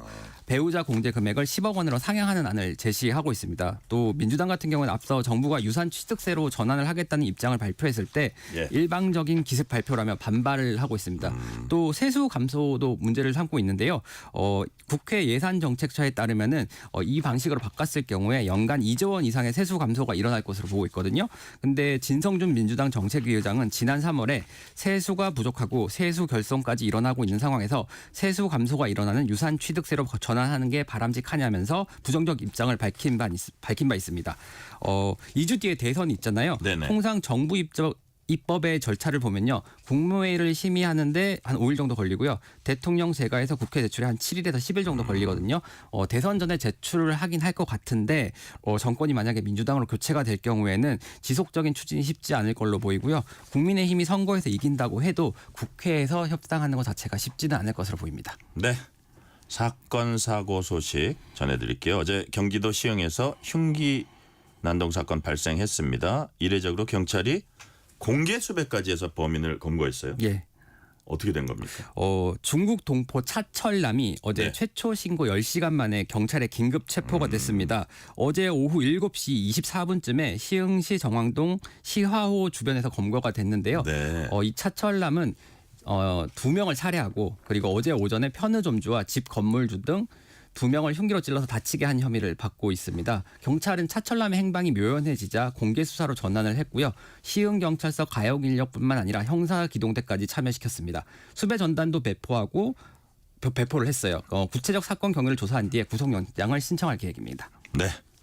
애초에 이제 흉기 난동 때문에 신고해서 그거를 이제 처리하러 경찰이 갔는데 검찰 수사 중에 다른 살인 사건이 또 확인이 됐다고 하는데 그건 무슨 얘기입니까?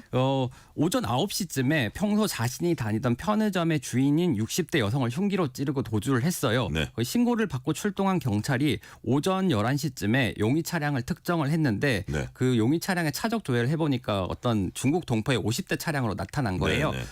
해당 주소를 찾아가 보니까 이 50대의 시신이 발견된 거예요. 네.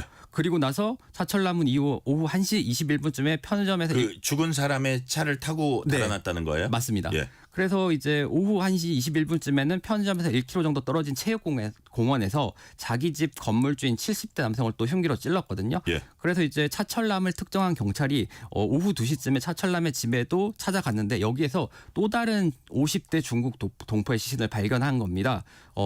그래서 숨진 두 사람은 형제 관계로 추정이 된다고 하는 상태입니다. 그래요. 예, 그리고 시신은 약간 사망한 지 며칠이 좀 지난 걸로 추정이 되고요.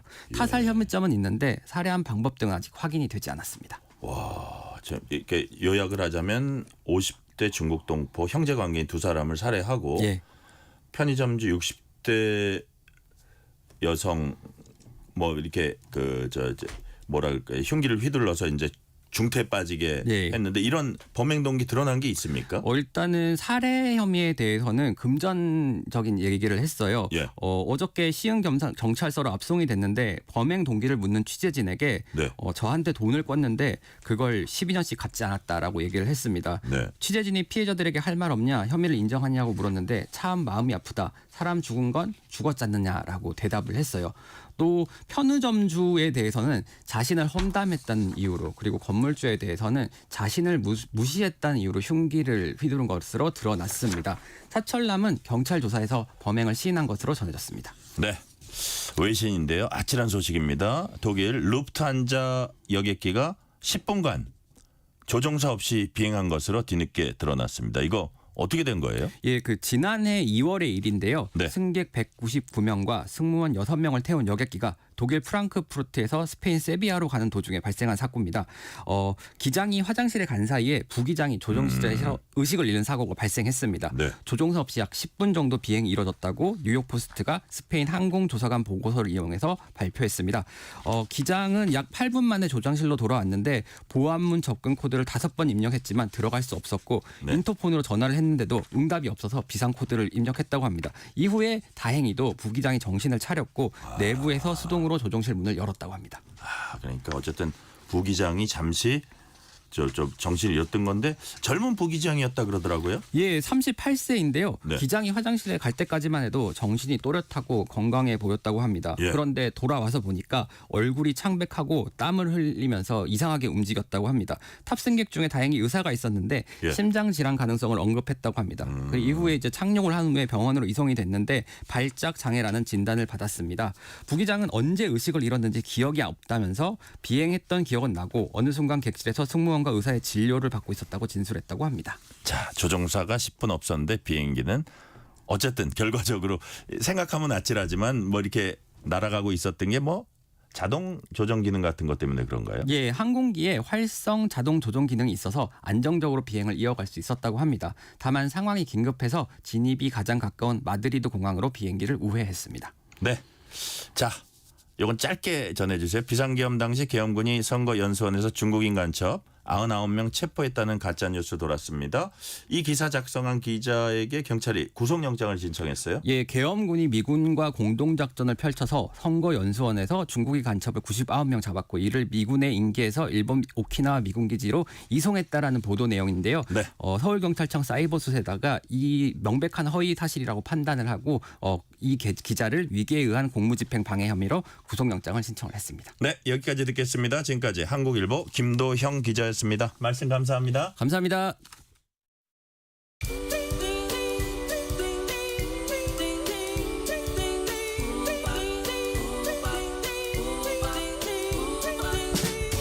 오늘 하루 뉴스를 정리해주는 다정한 편지 한 통. KBS 일라디오 뉴스레터 K.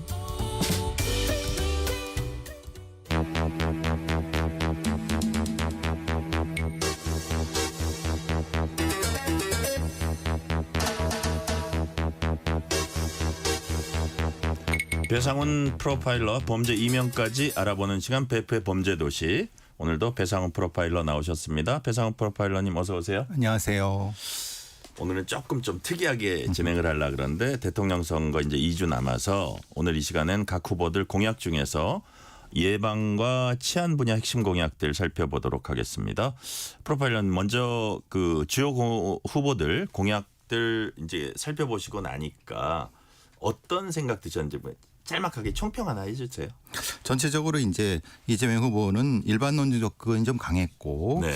예방과 치료 중심이고 그리고 이 김문수 후보 같은 경우는 뭐 이제 사실 보수 쪽의 여러 가지에서 처벌과 응보 중심의 좀 엄격함이 보였고요. 네.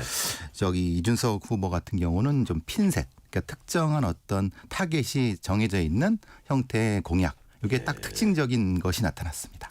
타겟 핀셋. 자. 그럼부터 지금부터 후보 한 명 한 명 핵심 공약 좀 알아볼게요. 먼저 기호 1번 민주당 이재명 후보 공약. 어떤 게 가장 눈에 띄었습니까? 네, 전반적으로 일반론적으로 많이 제기되고 있던 것을 여러 가지 이제 좀 만들어 놨습니다. 네. 범죄로부터 안전한 사회 구축. 이거는 이제 10가지 중에 5번째 사법행정보건의료 영역인데요. 네. 안전과 생명 영역인데 많이 우리가 얘기되고 있는 뭐 흉악범죄, 이상동기 범죄에 대한 그래서 범죄 경력자 관리 부분과 교제폭력 관련된 부분에서의 어떤 뭐 제도 관련 피해자 보호명령 제도 같은 경우 그리고 민생 침해 뭐 금융범죄 관련된 부분에서는 보이스피싱 다중사기 범죄 같은 것에 대한 범죄 수익 몰수 같은 거 네. 이런 것들이 눈에 띄고요. 그다음에 금융보안 의무의 징벌적 과징급 뭐 아시다시피 지금 SK 부분 그 부분이 지금 되고 있어 갖고 현안에 대한 거는 어느 정도 녹여놨다는 그런 측면이 보입니다. 네. 자, 지금 저기 배상훈 프로파일러님이 잠시 말씀하셨는데 범죄 예방 방안 중에서 이상동기 범죄 별도로 규정하는 이제 입법도 한다고 합니다. 네. 그게 좀 구체적으로 어떤 내용이고 프로파일러님 보시기에 좀 실효성도 있을 걸로 보세요. 아무래도 지금 뭐 어제도 그렇고 오늘도 그렇고 시흥에서도 벌어졌고 네. 이하등 벌어졌던 여러 가지 사건에서 이상동기 범죄를 현실적으로 규정하지 않고 있는 즉 입법적으로 규정이 않기 때문에 경찰에서는 대응하기 어려운 부분이 분명히 존재를 했었고요. 아무래도 민주당 내에 경찰 출신들의 여러 가지 부분에서 이런 부분 공약에서 개발을 한 것 같습니다. 현실적으로 경직법, 경찰관 직무집행법에 대한 경찰 개입 부분에서 구체적인 부분에서 그렇게 접근하려고 하는데 사실 이게 조금 좀 위험성도 존재합니다. 왜냐하면 이런 범죄를 이렇게 입법을 통해서 하게 되면은 다른 것도 어떻게 하느냐. 그러니까 이것만 그러느냐. 그리고 그러면 이게 그럼 검찰당에서 또 재판당에서 어떻게 할 것이냐. 이런 조금 넓혀지게 되면 논쟁이 좀 붙을 수 있는 거거든요. 그러니까 요거 자체만 볼 때는 그런데 딴 거하고 같이 이렇게 얘기될 때 사법 시스템과 이런 것과 다 연동이 되거든요. 그렇죠. 그 부분이 조금 더 이제 연결이 돼야지 실효성이 있을 것 같습니다. 네. 표현의 자유 침해하지 않는 범위 내에서 방송 심의 강화한다는 공약도 있습니다. 뭐 자극적인 방송 콘텐츠가 이게 범죄적인 측면에서 보면 모방 범죄에 부추긴다 이런 취지에서 나온 것 같은데 실제로 역시 그런 경향이 현실적으로 있습니까? 현실적으로 존재를 하죠. 왜냐하면 자극성과 폭력성이 강한 방송 콘텐츠가 모방 범죄와 연관이 된다고는 분명히 인식은 되는데 어느 정도를 어떻게 개입할 것인가는 이건 민감한 문제지 않습니까? 이게 방송과 표현의 자유 영역에서 이걸 함부로 법의 잣대를 갖다 댄다고 하면 이건 또 더 다른 부작용이 생길 수 있으니까 이걸 꼭 법 내에서 해야 될 것이 아니면 방송통신심의위원회의 그 어떤 기능을 강화하는 방식으로 하는 것도 괜찮을 텐데 요거는 그래서 조금 더 논의를 해봐야 될 부분 같습니다. 그러니까 표현의 자유를 침해하지 않는 범위 내에서라는 말이 사실은 그렇게 쉬운 건 아니어서 쉬운 건 아닙니다. 조금 더 면밀하게 하면 좋겠다는 말씀이시고 이번에 기호 2번 국민의힘 김문수 후보 공약 알아볼게요. 일단 눈에 띄는 게 촉법소년 연령 만 14세에서 12세로 낮추겠다고 했습니다. 자, 촉법소년 연령을 12세로 낮추는 것. 우리 프로파일러님 뭐 많은 범죄 혐의자들 이제 보셨을 테니까 어떤 효과가 있을까요?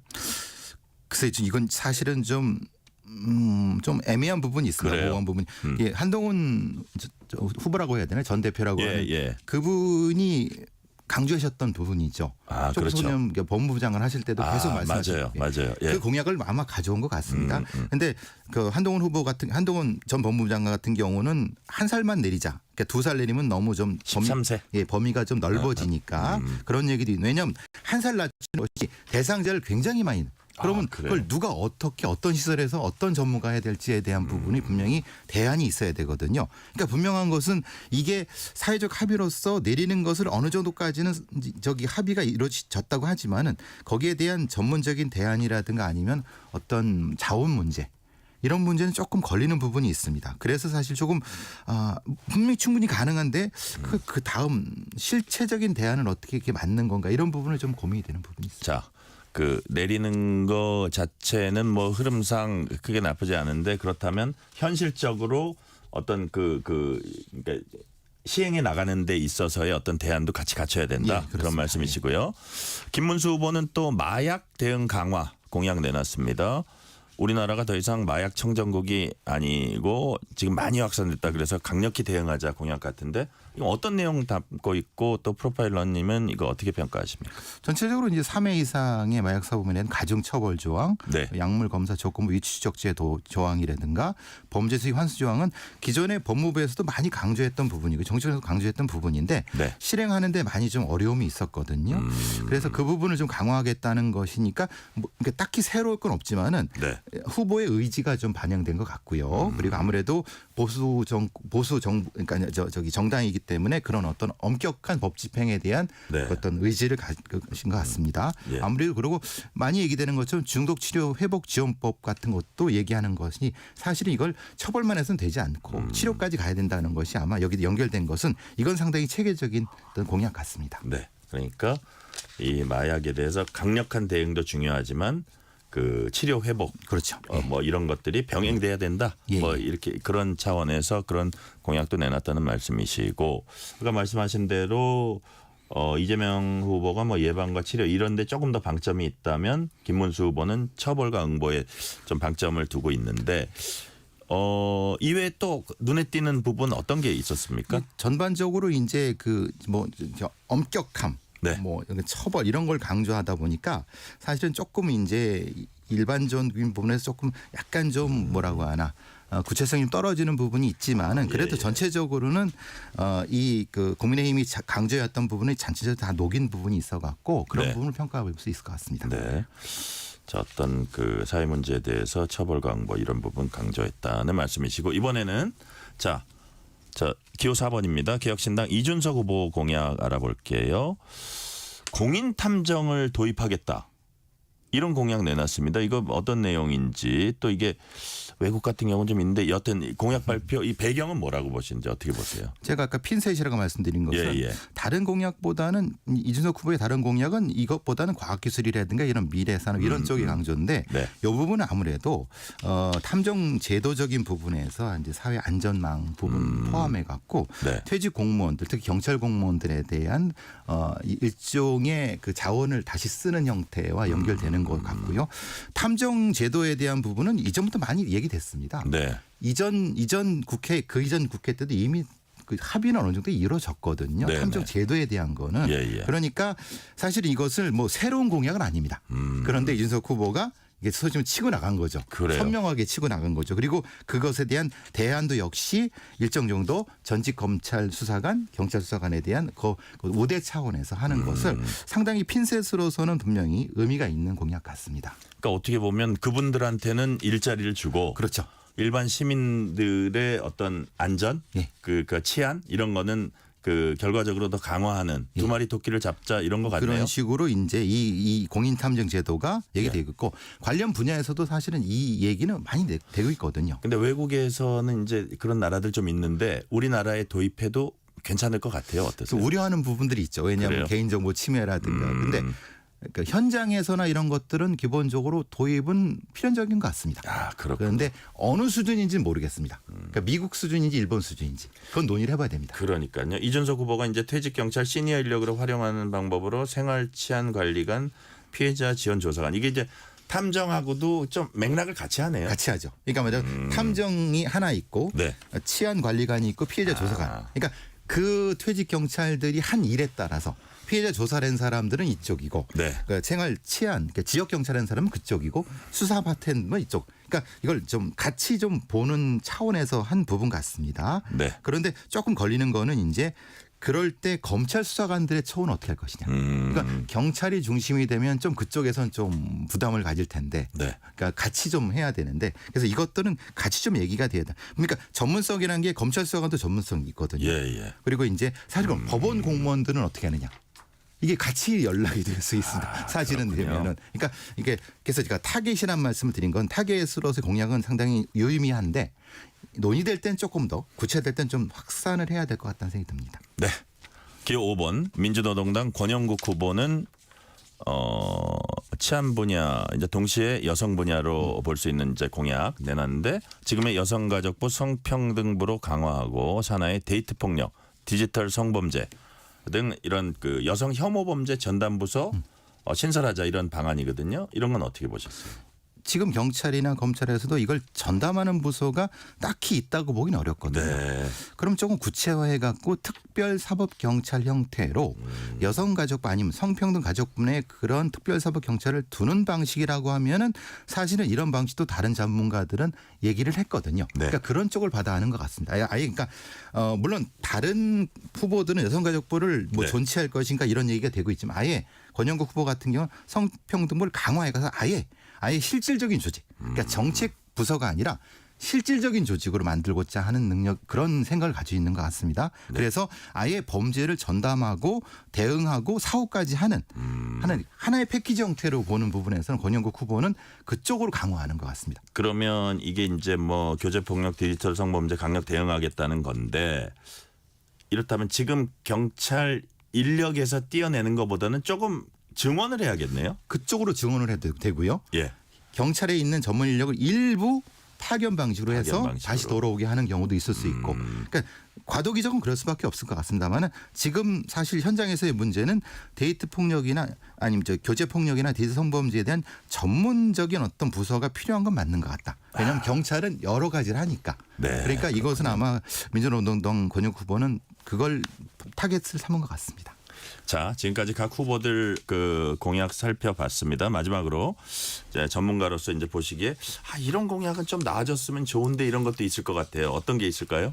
아무래도 이제 우리 이게 사회에서 그 위험한 범죄, 흔히 말하는 잔혹 범죄 이런 부분에 대해서 네. 즉시 대응할 수 있는 지금 좀 시간이 좀 조금 뭐라나 뜬다고 할까요? 현장 대응력이 좀 떨어지는 부분들. 그러니까 지역 경찰이 사실은 정원을 못 채우는 경우도 있고 그러니까 그런 것을 실제적으로 할 수 있는 어떤 좀 전진 배치되는 형태의 공약들이 사실 보이지 않는 부분이 있어 갖고요. 이렇게 현실성이 조금 떨어지는 부분도 있는데 사실 좀 이번 대선이 급하게 된 부분에 대해서 준비가 부족한 건 있지만 전체적으로는 좀 인식은 하고 계신 것 같습니다. 후보님들이. 그런데 조금 더 디테일한 부분이 좀 강조됐으면 좋겠다는 생각이 들었습니다. 자, 잔혹범죄에 대해서 즉시 대응할 수 있는 방안이 마련되면 좋겠다는 말씀까지 오늘 듣겠습니다. 지금까지 배상훈 프로파일러였습니다. 말씀 감사합니다. 감사합니다. 오늘 뉴스레터 K는 여기까지입니다. 커피 쿠폰 당첨자 명단은 뉴스레터 K 홈페이지 확인해 주시고요. 오늘 끝곡은 G.O.D의 길 듣겠습니다. 오늘도 함께해 주신 청취자 여러분 진심으로 감사드립니다. 지금까지 뉴스레터 K 전종철입니다.